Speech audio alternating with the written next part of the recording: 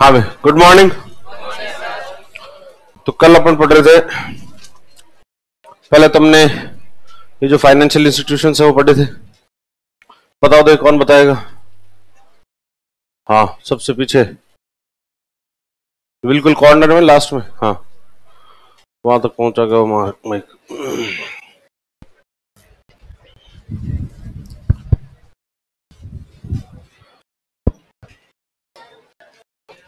चल तो जाएगा। हाँ, जल्दी जाओ, जल्दी जाओ।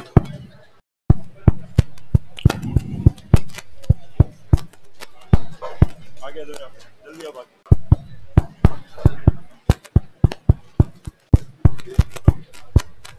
बोलना माइक को।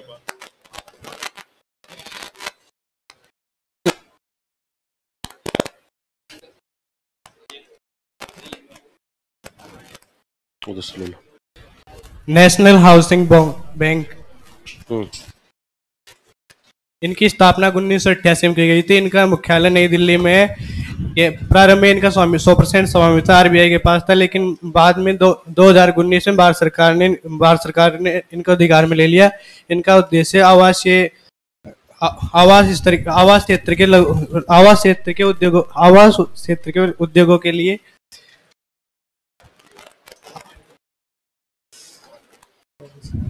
हाँ, आराम से बोलो, आराम से बोलो, कोई दिक्कत नहीं।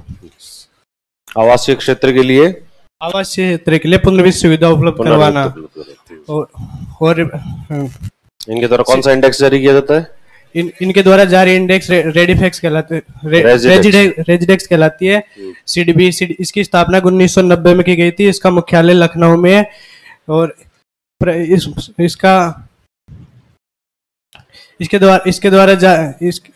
इसके अधीन SIDF होता है, जो विदेशी बैंक PSL लक्ष्य का पूरा नहीं कर पाते, उनकी शेष जमा राशि इसमें जमा करानी होती है। इसके द्वारा जारी इंडेक्स क्रिसडेक्स कहलाती है।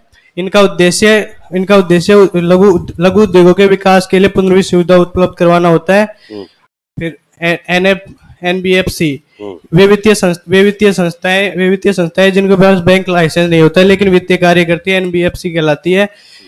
जैसे बीमा कंपनियां और पेंशन फंड आदि। इनकी पूंजी की आवश्यकता के लिए कोई अलग वो नहीं होते हैं।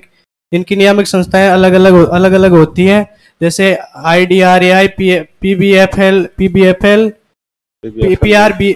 IRDI क्या होती है? IRDI क्या होती है? और RBI, NHB। IRDI की फुल फॉर्म क्या होती है? IRDAI insurance development, insurance regulatory and development authority of India. Insurance regulatory. ये कुछ NBFC जमाएं स्वीकार करती है, लेकिन FDRD के रूप में जमाएं स्वीकार करती है। चेक जारी नहीं करती है, कोई किसी प्रकार का कार्ड जारी नहीं करती है और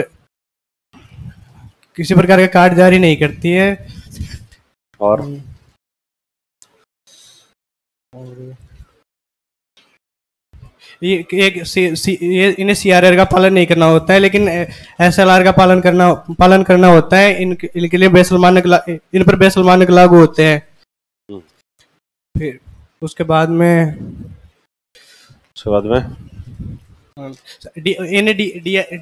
DICGC, इनकी जमाएं DICGC के द्वारा सुरक्षित नहीं होती है। DICGC की स्थापना 1978 में की गई थी। RBI का इन पर स्वामित्व होता है। ये बैंकों पर जनता की जमा राशि के लिए बीमा प्रदान करती है। अधिकतम 5 लाख रुपए तक का बीमा प्रदान करती है। और अधिक 5 लाख रुपए तक का बीमा प्रदान करती है। और प्रीमियम कौन देता है इसका? और FSDC नहीं, DICGC में प्रीमियम कौन देता है? क्या सर? DICGC के लिए प्रीमियम कौन देता है? 5 लाख रुपए तक का अगर डिपॉजिट को वो इंश्योरेंस कर रहे हैं तो प्रीमियम लेंगे, कुछ ना कुछ पैसे तो लेंगे, ऐसे कैसे इंश्योरेंस दे देंगे? बैंक देता है, कस्टमर नहीं देता। FSDC इसकी स्थापना 2010 में की गई थी। इसके उद्देश्य से भारत के वित्तीय तंत्र का विकास करना, विभिन्न बैंकों के बीच विनिमय का समन्वय करना। इसका अध्यक्ष वित्त मंत्री होता है। इसके सदस्य आरबीआई का गवर्नर होता है और IRDAI का सदस्य होता है। सिडबी का अध्यक्ष होता है। सेबी का अध्यक्ष होता है। और कॉर्पोरेट मामलात मंत्रालय का मंत्री होता है। वित्त सचिव होता है। मंत्री नहीं, सचिव होता है। कॉर्पोरेट मामलात का जो मंत्रालय है उसका सचिव। और बैंकिंग लोकपाल 1999 में बैंकिंग लोकपाल के 15 बैंकिंग लोकपाल नियुक्त किए गए थे और वर्तमान में इनकी संख्या 22 है। इनका मुख्य उद्देश्य बैंक ग्राहकों की समस्याओं का निपटारा करना होता है। और कितने का जुर्माना लगा सकते हैं? ये 1 लाख रुपए तक का जुर्माना लगा सकते हैं। और इसकी अपील आरबीआई के डिप्टी गवर्नर के पास की जा सकती है। फिर उसके बाद में एनपीए वेरिएंट जो जिसके ब्याज और मूलधन 90 दिन तक नहीं चुकाए जाते उसको एनपीए घोषित कर दिया जाता है। एनपीए 3 प्रकार के होते हैं।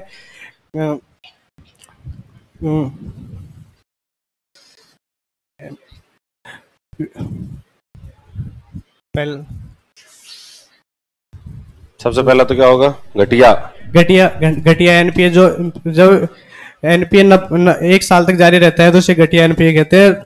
और संदेशात्मक एनपीए जब घटिया एनपीए के बाद 12 महीने बाद जो जारी रहता है उसे घटिया एनपीए कहते हैं। और संदेहास्पद कहते हैं। घटिया एनपीए हो गया उसके बाद में और 12 महीने तक रहे तो संदेहास्पद कहते हैं। और हानि एनपीए जब ऋण वसूली की संभावनाएं बिल्कुल समाप्त हो जाती है तो इसे संभावनाएं बिल्कुल समाप्त हो जाती है तथा ऋण वसूली की संभावनाएं बिल्कुल समाप्त हो जाती है तो इसे हानि एनपीए कहते हैं। परंतु बैलेंस शीट में उल्लेख किया जाता है। बैलेंस शीट में उल्लेख किया। फिर ऋण वसूली के लिए क्या क्या किए एनपीए की समस्या को? 1993 में 1993 में गुणवत्ता डीआरटी तथा अपीलीय न्यायाधिकरण की स्थापना की गई। 2000 में सिविल की स्थापना की गई और 2002 में सरफेसी एक्ट लागू किया गया। 60 दिन के नोटिस के बाद परिसंपत्तियों का अधिग्रहण किया जा सकता है। और एसेट रिकंस्ट्रक्शन कंपनी की स्थापना की जा सकती है। बस ये थे आपके कौन कौन से तो बड़े जो है वित्तीय संस्थान होते हैं और कौन कौन से। तो अपन ने पढ़ा था सबसे पहले तो एनएचबी, नेशनल हाउसिंग बैंक की स्थापना कब हुई थी? 1988 में। और हेडक्वार्टर का इसका नई दिल्ली में। पहले तो जो है आरबीआई के अधीन था परंतु फिर भारत सरकार ने इससे ले लिया। यानी इनसे अपन को पता लग रहा है कि भाई पहले जो चीजें आरबीआई के अधीन थी अब वो सारी चीजें किसके अधीन आ रही है? भारत सरकार। यानी भारत सरकार चाहती है कि आरबीआई जो है वो अब दूसरे काम नहीं करे, आरबीआई सिर्फ एक ही काम करे। और वो क्या काम करने चाहिए उसको? आप तो जो है सिर्फ और सिर्फ इन्फ्लेशन को कंट्रोल करो, बाकी सब हम देख लेंगे। इन्फ्लेशन कंट्रोल करने का काम किसका होना चाहिए? आरबीआई का। तो जैसे अभी ऋण प्रबंधन का काम भी करती है तो वो भी अपन ने पढ़ा था कि धीरे धीरे जो है वो भी ले लिया जाएगा। तो फिर ये रीफाइनेंस फैसिलिटी उपलब्ध करा था कौन से क्षेत्र को? हाउसिंग, गृह क्षेत्र का जो। और इनका एक इंडेक्स आता है जिसको क्या कहते हैं? रेजिडेक्स। और रेजिडेक्स में क्या बताते हैं ये कि हाउसिंग जो सेक्टर है उसके अंदर मूल्य किस प्रकार से बढ़ रहे हैं या कम हो रहे हैं। फिर आता है सिडबी। सिडबी जो है वो उसकी 1990 में स्थापना हुई थी और ये शुरुआत में आईडीबीआई था इसका जो ओनर, और अब वर्तमान में गवर्नमेंट ऑफ इंडिया भी, एसबीआई, एलआईसी और आईडीबीआई इसका ओनर है। और ये SIDBI small industries development bank, तो जो लघु उद्योग होंगे, स्मॉल इंडस्ट्रीज है, उन लघु उद्योगों के विकास के लिए पुनर्वित्त उपलब्ध करवाता है। इसका एक फंड है जिसका अपन कहते हैं एसआईडीएफ, स्मॉल इंडस्ट्रीज डेवलपमेंट फंड। और स्मॉल इंडस्ट्रीज डेवलपमेंट फंड में पैसा कैसे आता है? विदेशी बैंक अगर अपने पीएसएल लक्ष्य को पूरा नहीं कर पाए तो उनको इसमें पैसा जमा कराना पड़ता है।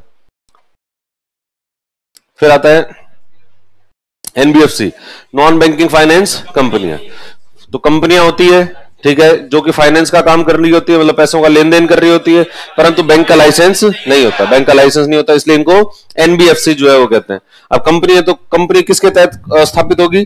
कंपनी का एक अधिनियम है जिसको कहते हैं कंपनी अधिनियम या कंपनीज एक्ट, जो उसके तहत स्थापित की जाती है।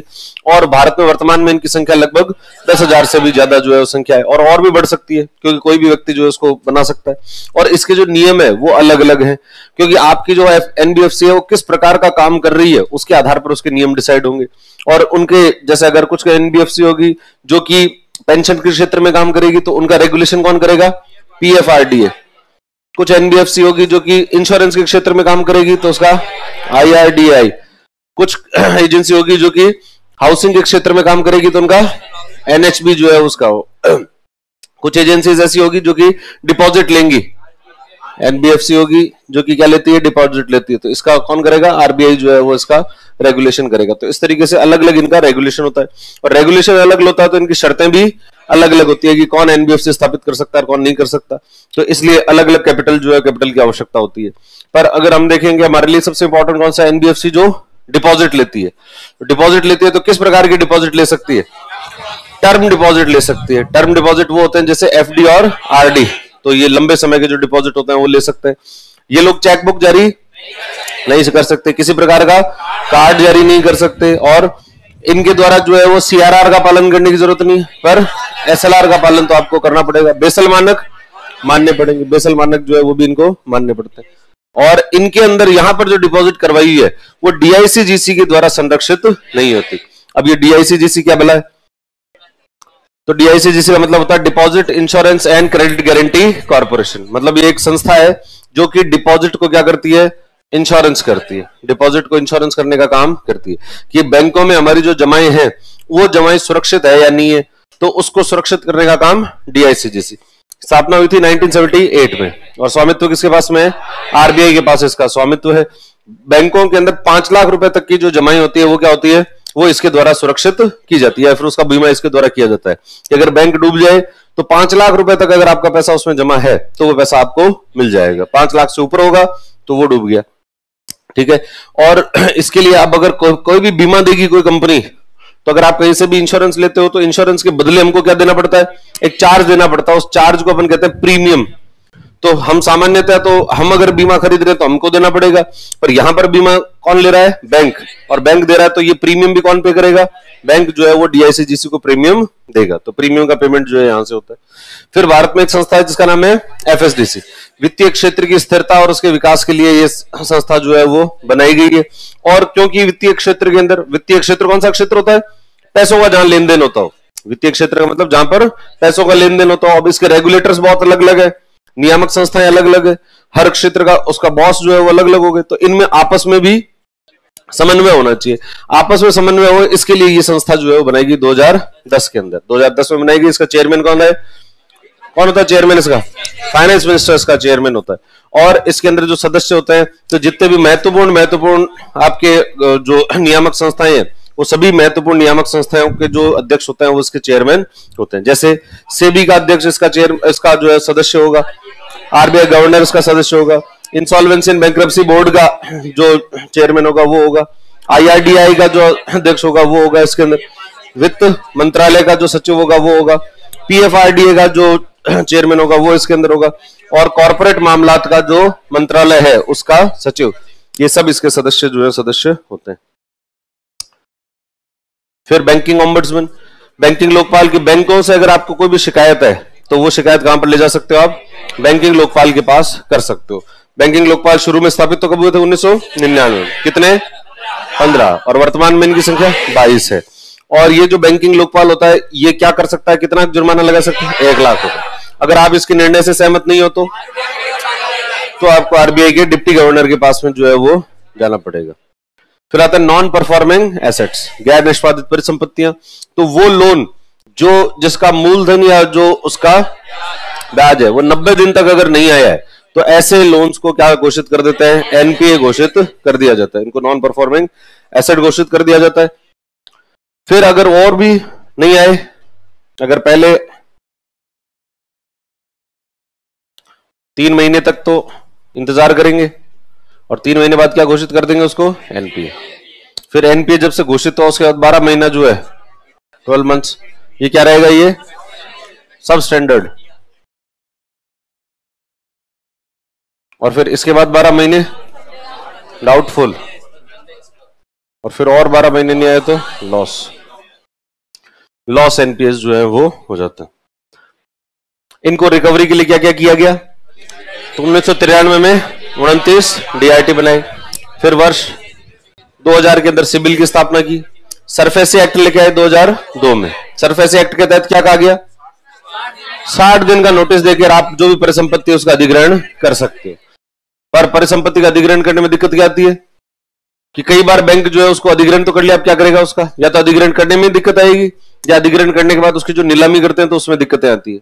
तो बैंक एक काम ये भी कर सकता है कि अपना जो लोन है वो किसी दूसरी कंपनी को बेच दे, और ऐसी जो कंपनियां होती है उसको कहते हैं एआरसी, एसेट रिकंस्ट्रक्शन कंपनी। क्या नाम दिया जाता है, एसेट रिकंस्ट्रक्शन कंपनी। और एसेट रिकंस्ट्रक्शन कंपनी का काम ही सिर्फ यही है, वसूली करना ही है।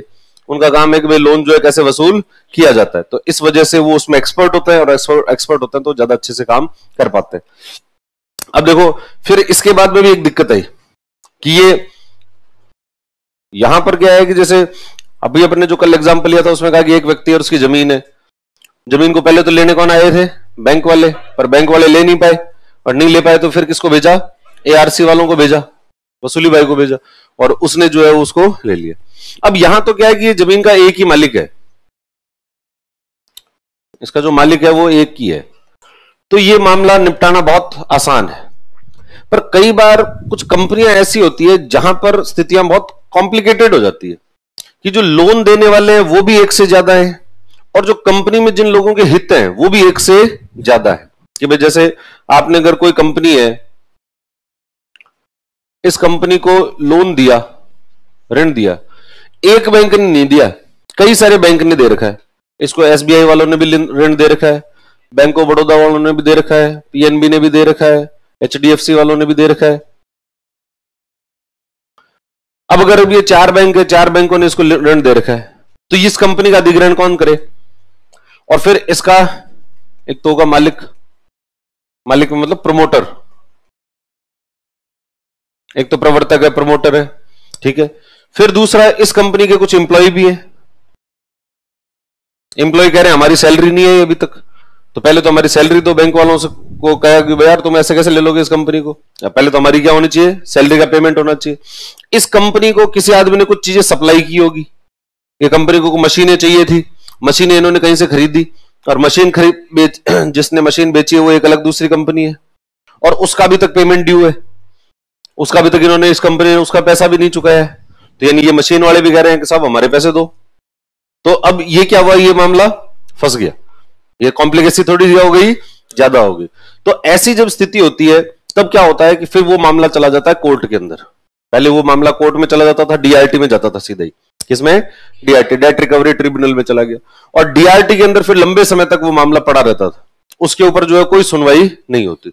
फिर कई साल बीत जाते थे, 5 साल 10 साल बीत गए, 10 साल बाद में जाके डीआरटी उस पर फैसला देता था कि भाई इसका क्या करना चाहिए। तो डीआरटी कहता था कि चलो ऐसा करो, इसको बेच दो कंपनी को, ये कंपनी जो इसकी जितनी भी एसेट्स है, इसी कंपनी की मशीनें हैं, कंपनी के पास में कोई एसी है तो उसको बेच दो, कंपनी की जमीन है तो उसको बेच दो, इन सब चीजों को बेच दो, और बेचने के बाद में इन सब के बाकी सब लोग जो उनके पैसे चुका दिए जाए।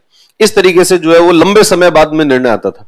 पर लंबा जब टाइम निकल जाता है तो वो जो फैक्ट्री है या वो कंपनी है उसकी परिसंपत्तियां खराब हो जाती है।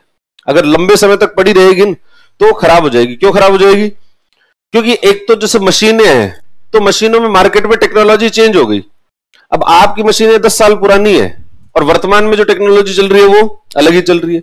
तो अब उनको 10 साल पुरानी मशीनों को बेचने जाओगे आप मार्केट में, किलो साहब हमारे पास में मशीनें खरीदो, देखो कौन खरीदता है, तो कोई उसको खरीदने नहीं आएगा। आपने अखबार में ऐड दे दिया कि इस कंपनी की नीलामी की जाएगी, आज इस कंपनी की परिसंपत्तियों की नीलामी की जाएगी, सभी लोग जो खरीदने के इच्छुक हैं लो आ जाओ, वहां कोई नहीं आएगा। क्यों नहीं आए? क्योंकि वो जो परिसंपत्तियां वो 10 साल पुरानी हो चुकी है, और पुरानी को खरीदने, और जो आएगा वो फिर बहुत कम दाम पर उसको खरीदना चाहेगा कि बहुत कम रेट के ऊपर उसको मिल जाए। जमीन है तो जमीन की वैल्यू तो आपको ठीक ठाक मिल जाएगी, पर उसके ऊपर जो भी कंस्ट्रक्शन हो रखा है, आपने जितना भी कंस्ट्रक्शन कर रखा है वो सारा का सारा जो खंडर हो गया तो उसका आपको कोई वैल्यू जो है वो वैल्यू नहीं मिलेगा। आपकी जो बाकी परिसंपत्तियां वो भी खराब हो गई। इस वजह से ये कंपनी तो क्या हो गई, अब इसको बेच भी दोगे तो भी इससे पैसे जो आएंगे वो बहुत कम आएंगे। तो इसका मतलब ये जो रेजोल्यूशन है वो ढंग से नहीं हुआ। और ये कंपनी जो है वो दिवालिया होना चाहती थी, मतलब ये कंपनी दिवालिया होना चाहती थी, परंतु ये हो नहीं पाई। क्यों नहीं हो पाई? क्योंकि इसमें जो स्टेक होल्डर्स हैं वो बहुत सारे हैं, इसमें जो बहुत सारे लोगों के हित जुड़े हुए हैं, इस वजह से टाइमली इसका जो है रेजोल्यूशन नहीं हो पाया, टाइम से इसका हल जो है नहीं हो पाया। तो 2016 के अंदर अब इस समस्या को हल करने के लिए 2016 में एक कानून लेके आए, जिस कानून को कहा गया आईबीसी। कानून को क्या कहा गया? आईबीसी। आईबीसी का मतलब है इंसॉल्वेंसी एंड बैंकरप्सी कोड। कौन सा कोड लेके आए? Insolvency and bankruptcy code. Insolvency and bankruptcy code क्या होता है? तो ये एक ऐसा कानून है जो कि कोई कंपनी अगर दिवालिया होना चाहे तो उसको टाइमली दिवालिया कर देते हैं। मतलब अगर कोई कंपनी है वो नहीं चुकाया जा रहा है, उससे पैसे नहीं चुकाए जा रहे हैं, बैंकों के पैसे नहीं चुका पा रही है, डिफॉल्ट कर रही है, तो फिर उसके विरुद्ध मामला जो है किसके तहत चलाया जाता है? आईबीसी के तहत मामला चलाया जाता है। इसके तहत अगर एक बार आपके विरुद्ध आईबीसी के तहत मामला चल गया तो 180 दिनों के अंदर आपका कोई ना कोई सोल्यूशन जो है वो निकाल लिया जाएगा। कितने दिन में सोल्यूशन निकल जाता है इसका? 180 दिनों में। यानी वो जो पहले बहुत ज्यादा टाइम लग रहा था, अब उतना टाइम लगाने की जरूरत नहीं है। बहुत कम समय के अंदर इसमें क्या हो जाता है? रेजोल्यूशन हो जाता है। कम समय में रेजोल्यूशन हो जाएगा। तो और रेजोल्यूशन कई तरीके के हो सकते हैं, जो आप सोल्यूशन निकाल रहे हो, जो हल निकाल रहे हो, कई तरीके के हो सकते हैं। कि भाई जैसे ये कंपनी है, अब कंपनी जो है वो पैसे नहीं चुका पा रही, जो ऋण की किस्तें जानी चाहिए थी पर किस्त नहीं दे पा रहे तो क्या करें? इसको क्या क्या हल हो सकते हैं? इसका पहला हल तो ऐसा हो सकता है कि इस कंपनी का जो मैनेजमेंट है उसको बदल दिया जाए। आप इस मैनेजमेंट को क्या बदल दो कि भाई इसका मैनेजमेंट पुराने वाला मैनेजमेंट है, उस पुराने मैनेजमेंट से काम नहीं हो रहा, तो कोई नए व्यक्ति को लेकर आओ जो इस कंपनी का हेड बनाओ, किसी नए आदमी को बनाओ, और वो नया आदमी जो है उसको ढंग से चला जाएगा। किंगफिशर एयरलाइंस डूब गई। अब किंगफिशर एयरलाइंस डूबी तो किंगफिशर एयरलाइंस का जो मैनेजमेंट किसके हाथ में? विजय माल्या के हाथ में। अब अगर ये आईबीसी उस समय होता तो क्या करते? वो उसको डूबने नहीं देते कंपनी को डूबने के बजाय वो कहते कि चलो ऐसा करोगे, इससे नहीं चल रही है तो किसी और आदमी को ले आओ यहां पर जो इसको चला सके, जो मार्केट में एक ऐसा आदमी हो जो कि इस कंपनी को आसानी से चला सकता है, उसको ले आओ और इसको क्या कर दो? हटा दो। तो पहला बात तो आप क्या कर सकते हो? उसके मैनेजमेंट को, प्रबंधन को चेंज कर दो। नाम उसका वही रहेगा किंगफिशर एयरलाइंस, परंतु अब उसका जो प्रबंधन है वो क्या हो गया? चेंज हो गया। अब उसका वो विजय माल्या उसका प्रमोटर नहीं रहा, अब कोई दूसरा बन जाएगा। दूसरा सॉल्यूशन ये हो सकता है कि किसी दूसरी एयरलाइंस की कंपनी से बात कर लो, किसी दूसरी एयरलाइन की कंपनी से बात करो और उसको कहो कि देखो इनके पास में इतने सारे तो प्लेन है और इनके प्लेन जो है वो इस रूट के ऊपर चलते हैं, आपको ये कंपनी अधिग्रहण करनी है क्या? तो मान लो इसके बाद में जो है कोई जेट एयरवेज है, इस जेट एयरवेज को लगे कि हाँ यार हम अधिग्रहण कर लेते हैं, तो इनको कहेंगे कि चलो तुम इतने पैसे दे दो, भाई बैंकों के जो है वो सपोज करो 10,000 करोड़ बाकी हैं, तो या तो क्या करो? मैनेजमेंट चेंज कर दो। मैनेजमेंट चेंज करोगे तो कंपनी जो घाटे में जा रही थी अब वो वापस प्रॉफिट में ले आ जाएगी, प्रॉफिट में आ जाएगी तो फिर वापस पैसे चुक जाएंगे। या फिर दूसरा कि ये कंपनी किसको दे दी? जेट एयरवेज को दे दी, और इनसे कहा कि भाई कितने में लोगे? तो उन्होंने कहा हम 8,000 करोड़ में ले लेंगे। टोटल तो आपका लोन था 10,000 करोड़ का, परंतु आपको पहले तो 10 के 10 ही जा रहे थे, अब कितने मिल गए? 8 मिल गए। 8 मिल गए तो बैंक वाले जो उससे राजी हो जाएंगे, चलो ठीक है अपने 8 तो आए, और इनके एम्प्लॉइज को भी कोई नुकसान नहीं होगा क्योंकि अब सारे एम्प्लॉइज जो है किसके अधीन चले जाएंगे? जेट एयरवेज के। और पर तो पहला सॉल्यूशन तो मैनेजमेंट को चेंज करो, दूसरा सॉल्यूशन किसी दूसरी कंपनी का अधिग्रहण कर ले, और तीसरा जो सॉल्यूशन होता है वो होता है कि अगर ये कुछ भी नहीं हो रहा फिर इस कंपनी की नीलामी कर दी जाती है। फिर कंपनी की जितनी परिसंपत्तियां है कि उनके भाई एयरप्लेन है तो एयरप्लेन की नीलामी कर देंगे। एक एयरप्लेन जेट एयरवेज वाले ले गए, एक एयरप्लेन जो है स्पाइस जेट वाले ले गए, एक जो है कोई इंडिगो वाले ले गए, एक एयर इंडिया वालों ने खरीद लिया। तो अलग अलग जो है उसको कोई एक व्यक्ति पूरी की पूरी एयरलाइंस नहीं खरीदना चाहता, वो क्या हमें तो सिर्फ एक प्लेन दे दो, हमारा तो वैसे ठीक चल रहा है, तो फिर वो उसको अलग अलग तरीके से क्या कर दिया जाएगा, बेच दिया जाएगा। इसका मतलब उसका नीलामी कर दी। और ये सारी की सारी जो प्रक्रिया है ये कितने दिन में पूरी होगी, 180 दिनों में। तो यानी आपका टाइमली रेजोल्यूशन जो है वो हो जाता है। इसके अंदर रेजोल्यूशन कैसे हो रहा है, बिल्कुल टाइम से जो है रेजोल्यूशन। तो टाइम से रेजोल्यूशन करने के लिए कौन सा कोड लेके आए, आईबीसी। लिखो 2016 में सरफेसी तक तो लिख लिया था, आगे लिखो 2016 में इंसॉल्वेंसी एंड बैंकरप्सी कोड लाया गया।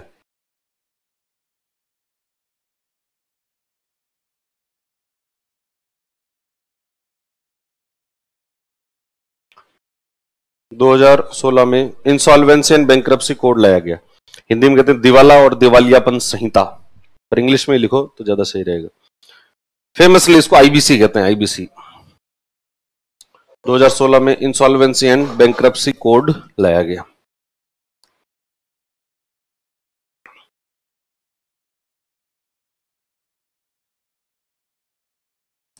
इंसॉल्वेंसी एंड बैंकरप्सी कोड लाया गया, तो लिखोगे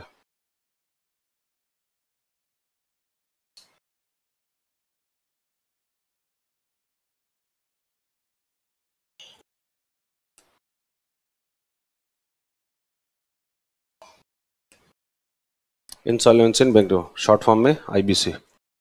इंसॉल्वेंसी एंड बैंकरप्सी कोड लाया गया,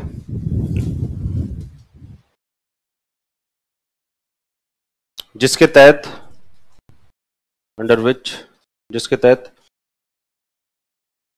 180 दिनों में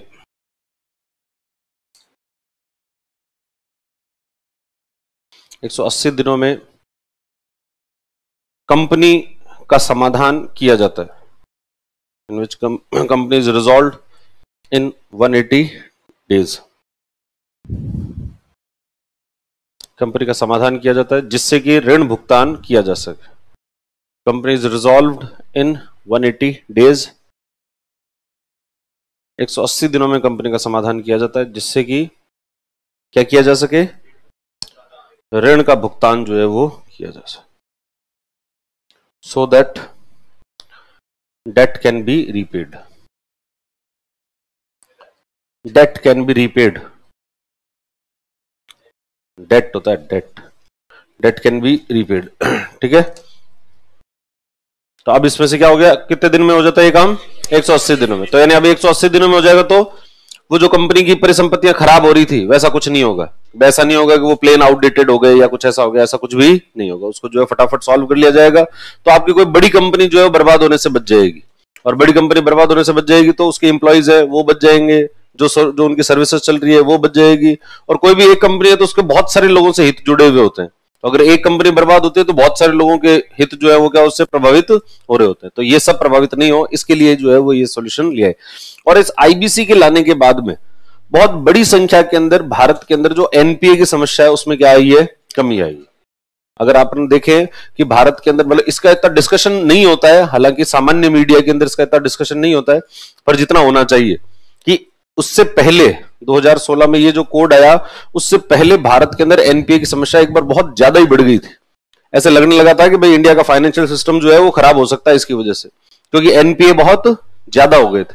तो एनपीए बहुत ज्यादा हुए और अब वर्तमान के अंदर बहुत बड़ी संख्या के अंदर एनपीए को क्या कर लिया गया, रिकवर कर लिया गया। और वो रिकवर किसकी वजह से किया गया, इस आईबीसी के कारण। ये टाइमली आपने आईबीसी पास किया, और इसको सिर्फ पास नहीं किया, कानून बना के ऐसे नहीं छोड़ दिया, कानून बनाकर फिर केस बाय केस आपने जो है सॉल्व किए हैं। मतलब आरबीआई ने पहले शुरुआत में लिस्ट बनाई कि 12 बड़े केस, ऐसे केस निकालो जो कि सबसे ज्यादा एनपीए करके कौन कौन बैठे हैं, तो उन लोगों के जो है वो नाम निकाले गए। और नाम निकाल के फिर हर एक कंपनी के विरुद्ध जो है वो कार्रवाई की गई। जितनी कंपनियां थी तो एक एक करके कार्रवाई की गई कि 12 बड़े केस कौन से हैं, उनको निकाल लिया गया। और फिर हर कंपनी को लिया गया, अच्छा अब ये कंपनी, अब इसको सॉल्व करो पहले, फिर इसको सॉल्व करो, फिर इसको सॉल्व करो। तो कई ऐसी कंपनियां जो बहुत बड़े बड़े एनपीए करके जो है भारत में बैठे हैं। वैसे तो भारत के अंदर एनपीए की समस्या, जब भी एनपीए की बात आए कि वे पैसे लेके भाग गया, तो किसका नाम आता है? विजय माल्या का नाम है। धीरू भाई अंबानी, नीरव मोदी पैसे लेके नहीं भागा, मतलब वो इस तरीके से नहीं भागा है। नीरव मोदी बैंकिंग फ्रॉड करके गया। नीरव मोदी में विजय माल्या में बहुत अंतर है। विजय माल्या को तो जो है वो विक्टिम बनाया हुआ है। विजय माल्या तो जो है पोस्टर बॉय है किस चीज का? एनपीए का। मतलब जितनी भी एनपीए की कभी चर्चा हो, किसी सामान्य आदमी से कह दो कि अरे यार बैंकों का पैसा, अरे हाँ यार वो विजय माल्या लेके भाग गया। जबकि विजय माल्या का तो कोई लोन ही नहीं था, बहुत कम लोन था, उसका जो ऋण था वो बहुत कम था। उसके मुकाबले कई गुना ज्यादा वाले ऋण वाले अभी भी भारत में बैठे हुए हैं, और उनका कोई कुछ जो है वो जानता भी नहीं है कि कौन है।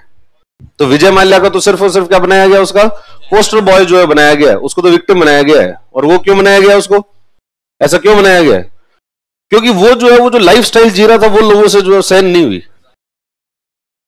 भाई देखो, बिजनेस आप करोगे तो पैसा, बिजनेस करोगे तो हो सकता है बिजनेस में रिस्क होता है।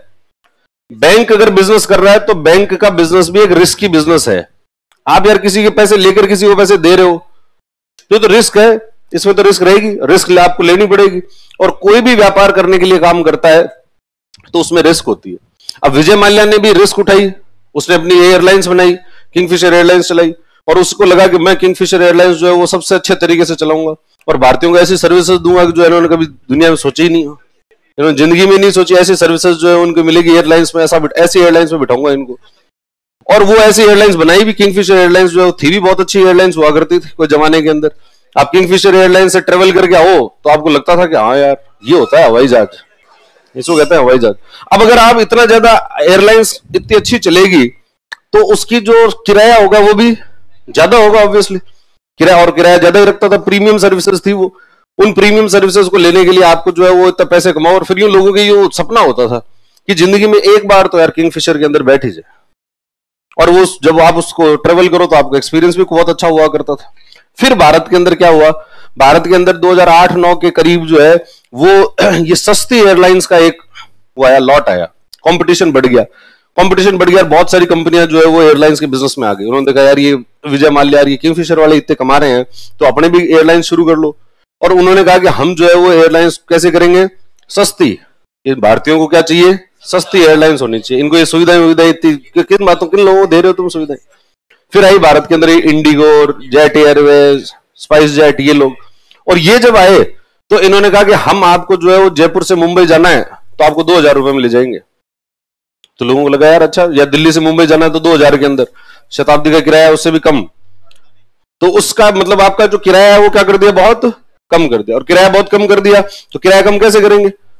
सुविधाएं बिल्कुल कम कर दी। सुविधाएं बिल्कुल कम कर दी कि अब आपको जो है वहां जाओगे प्लेन में तो प्लेन में जाओगे तो कोई पानी भी नहीं पूछेगा, कोई पानी वाणी जो है कुछ नहीं पूछना इनको, चुपचाप बैठ जाओ। और भारतीय चुपचाप बैठ जाते। पहले यूं आप जाओ, आपको नाश्ता आता था, फिर आपका भोजन आता था, और आप जो है वो अलग अलग चीज ले रहे हो, वहां पे ड्रिंक्स आ रही है, आपको सर्व हो रही है। अब कुछ ही नहीं है, ड्रिंक के नाम पे पानी भी नहीं पूछते। पानी भी जो है वो यूं दबा के कौन के पानी पिला दो, तो वो ऐसे पानी पिला के जाएगी। वो जो एयर होस्टेस होगी वो ऐसे लेगा कि क्या क्या मांग ले इसे, पानी ये ले पकड़, ऐसे करके और चले जाओ। और विजय माल्या जो है वो उसकी एयरलाइंस पे जाओ आप, आपको जो है वो सेवा होती है आगे।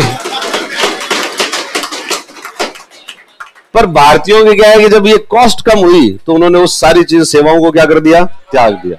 अपने सारी सेवाओं को तो त्याग दिया। आपने कहा हमारे तो पैसे कम लगने चाहिए, भले हमको खड़े ही ले जाओ।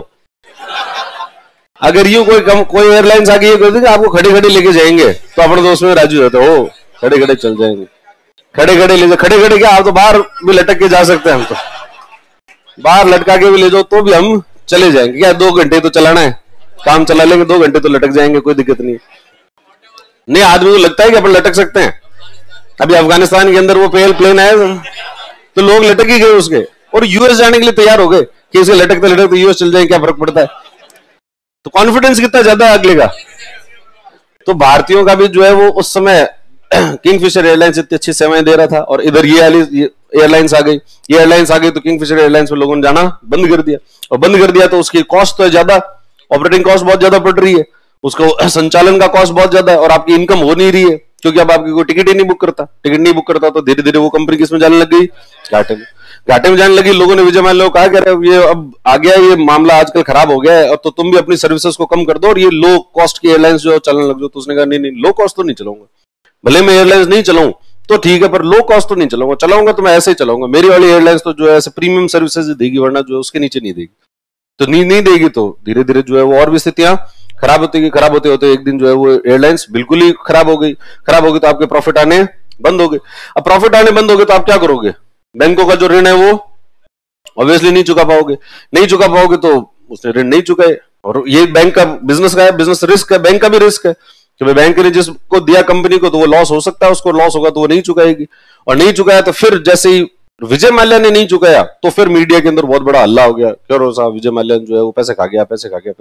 और पैसे क्या गया, उसके दूसरा काम सबसे ज्यादा बुरी जो उसके साथ में कि वो पैसे खर्चा भी ज्यादा करता था। विजय माल्या क्या कर रहा था?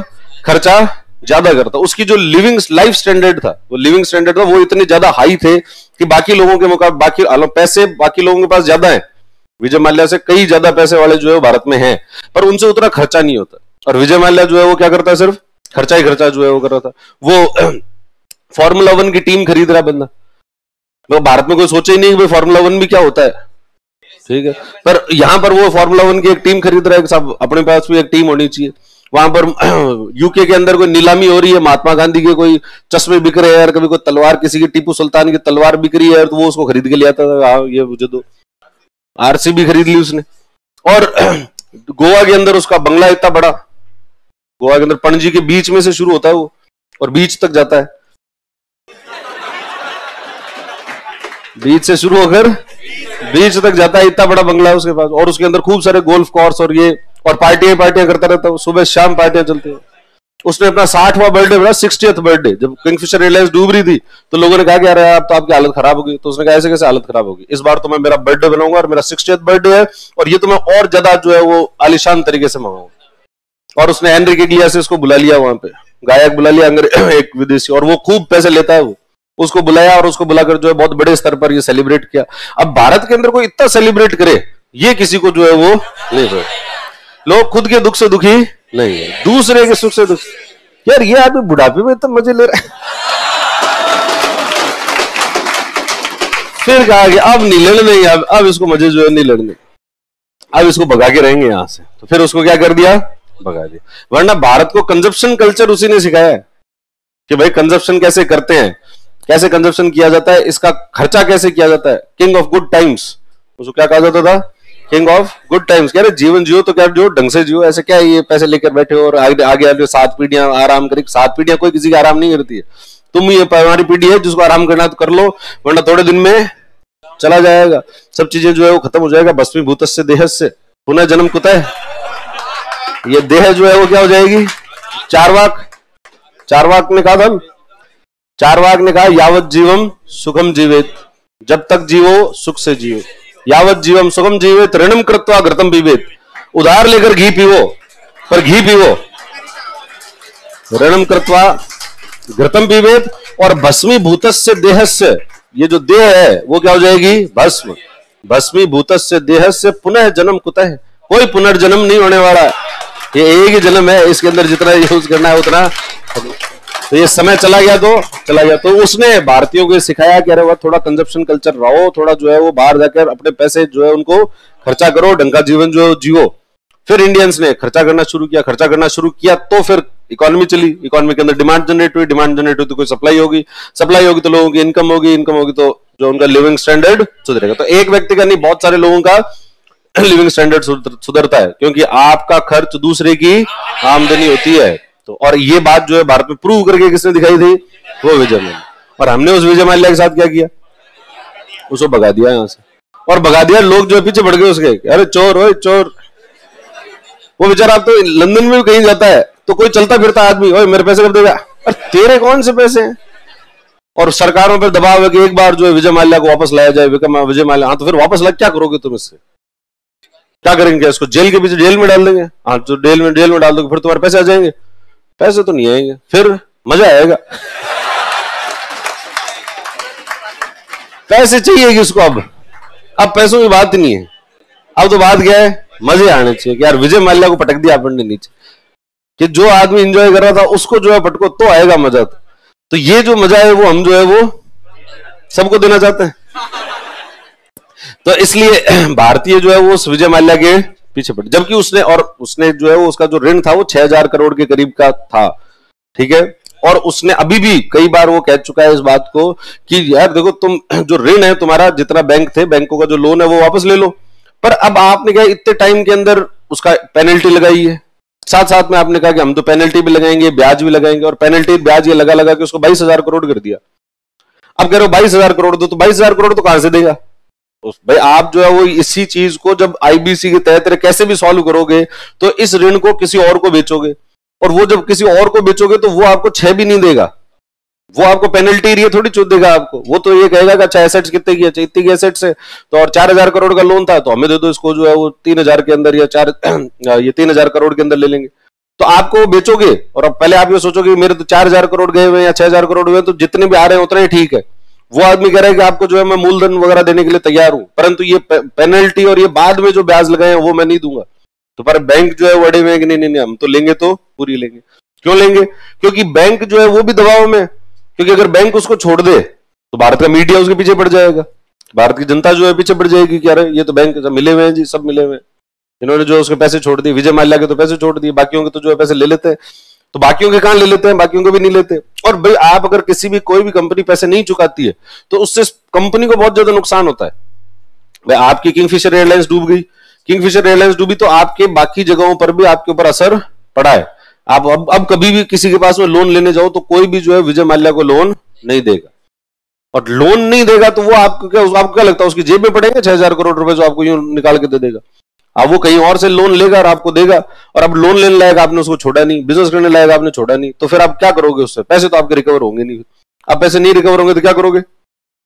जेल में डाल दो उसको, जेल में डाल सकते हो। इसके अलावा जो है कुछ, और उसमें भी लीगल तरीके से, अगर वो उसने कहा कि मैं भारत आ जाऊं, पर मेरे को पता है भारत के अंदर मैं आऊंगा तो मेरे साथ में न्याय नहीं होगा, भारत के अंदर जाऊंगा तो मेरे साथ में न्याय नहीं होगा। क्यों? क्योंकि वो जो जज होगा जो इस बात को सुन रहा होगा उस पर दबाव इतना ज्यादा होगा, यार इसको तो विजय माल्या को तो सजा देनी पड़ेगी, अगर इसको नहीं दी सजा तो सारे के सारे लोग जो है वो मेरे जजमेंट के ऊपर ही क्वेश्चन उठा देंगे।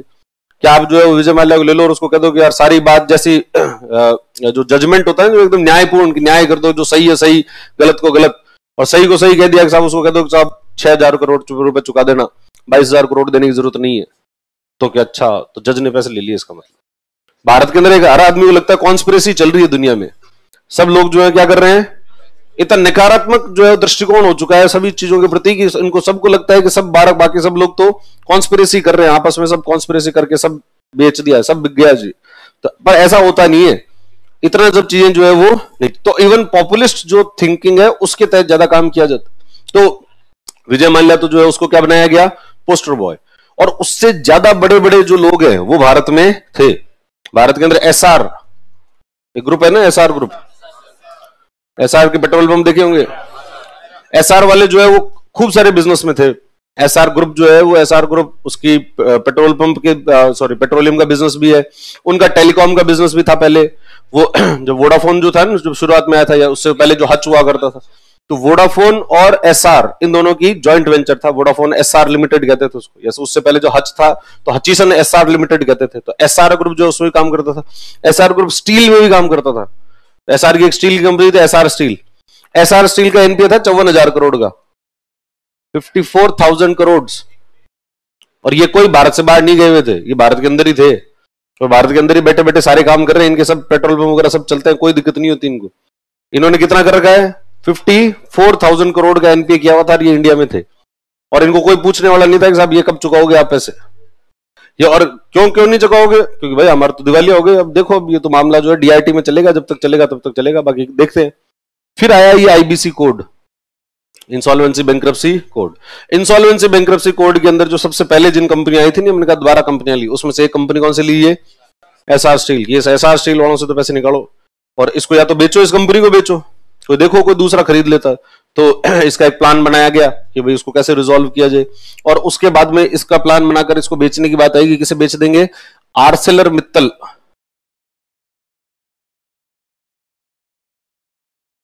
स्टील।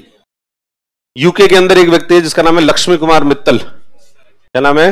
लक्ष्मी कुमार मित्तल। जानते हो? यूके का सबसे रईस आदमी है, यूके का सबसे पैसे वाला आदमी जो है उसका नाम है लक्ष्मी कुमार मित्तल। चूरू के हैं, राजस्थान में चूरू के हैं, और यूके में जाकर क्या करते हैं? स्टील का बिजनेस है उनका, मित्तल स्टील्स। मित्तल स्टील्स दुनिया के अंदर स्टील की सबसे बड़ी कंपनी है, और स्टील की वो उसका, और उन्होंने कुछ समय पहले एक दूसरी कंपनी खरीद ली।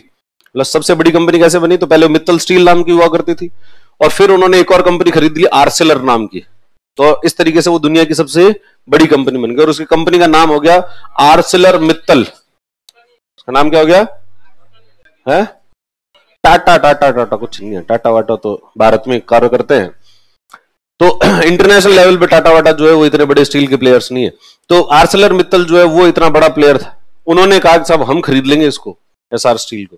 इनका टोटल एनपीए तो कितना था? 54,000 करोड़।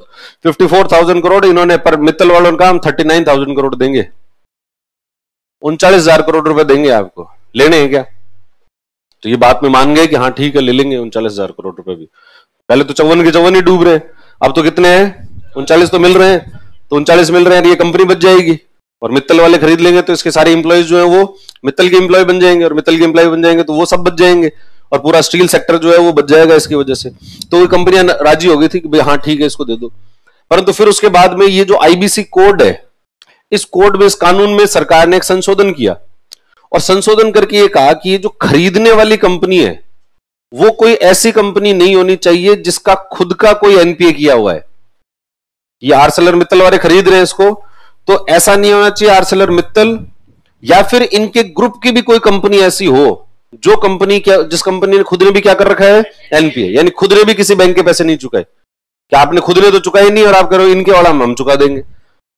तो ऐसा, और मतलब खुद भी नहीं और आपके ग्रुप की भी कोई कंपनी नहीं होनी चाहिए। फिर बाद में जो है वो पता लगाया इनका, आर्सेलर मित्तल वालों का, जब आर्सेलर मित्तल वालों को पता लगा तो पता लगा कि इनके ग्रुप, इनके खुद का तो नहीं पर इनका जो जितना बड़ा ग्रुप है तो खूब सारी कंपनियां उसमें, उनमें 2 कंपनियां ऐसी थी जिसके 7,000 करोड़ का एनपीए था, जिन्होंने कितने नहीं चुकाए थे? 7,000 करोड़ रुपए जो है वो नहीं चुका के बैठे थे वो, ये मित्तल वाले भी। तो फिर सरकार ने कहा कि भैया तो ये तो जो है वो नहीं हो सकता, ये तो आप खरीद नहीं सकते उसको, एसआर स्टील को तब तक नहीं खरीद सकते जब तक कि इसको नहीं चुका। फाइनली जब इन्होंने फिर ये हाई कोर्ट में गए, सुप्रीम कोर्ट में गए, सुप्रीम कोर्ट ने भी इनको कहा कि नहीं साहब ये तो चुकाने पड़ेंगे, इसको चुकाए बगैर आप इसको नहीं खरीद सकते। तो जब ये मित्तल वाले सुप्रीम कोर्ट में हारे तब फाइनली जाकर इन्होंने कितने रुपए चुकाए?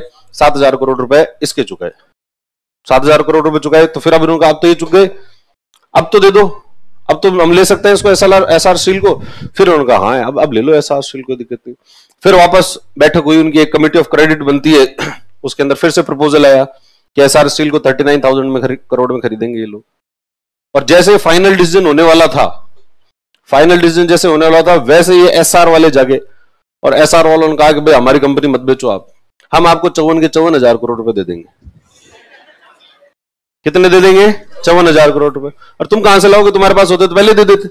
कि नहीं हमारे पास पैसों की व्यवस्था हो गई। कहां से हुई है? तो उन्होंने कहा हमारा जो है वो पेट्रोल का बिजनेस भी है। एसआर का एक दूसरा बिजनेस कौन सा है? पेट्रोलियम वाला बिजनेस जो है वो है। इसके अंदर एसआर के पास 4,000 तो है पेट्रोल पंप, 4,000 पेट्रोल पंप है, और एसआर के पास में एक है रिफाइनरी, गुजरात के अंदर एक जगह वडीनगर, वहां पर एसआर की एक रिफाइनरी है। तो उन्होंने कहा हमारे जो पेट्रोल पंप और हमारी रिफाइनरी ये हमने बेच दी है। किसको बेची है? रूस की एक कंपनी है रोजनेफ्ट, रूस की कंपनी कौन सी? रोजनेफ्ट नाम की एक कंपनी है, उसको 98,000 करोड़ में बेची है। कितने में बेच दिया? 98,000 करोड़ के अंदर जो है वो बेच दिया। और अब हमारे पास में 54,000 करोड़ की व्यवस्था हो गई। व्यवस्था हो गई तो हमारा स्टील का बिजनेस मत बेचो, हम जो है वो ये आपके सारे पैसे चुका देंगे। तो जैसे ये वो सारे बैंकों वाली कमेटी बैठी थी कि भाई क्या करना है, आर्सेलर को देना है उसको दो, तो बैंकों ने कहा आर्सेलर को क्यों देंगे यार, ये तो 39,000 करोड़ दे रहे हैं, वो 54 के 54 दे रहे हैं, तो अपने आर्सेलर वाला प्रपोजल डिक्लाइन कर दो। तो आर्सेलर वाला प्रपोजल क्या कर दिया गया? डिक्लाइन। और डिक्लाइन करके वो 54,000 करोड़ किससे लिए? इनसे लिए।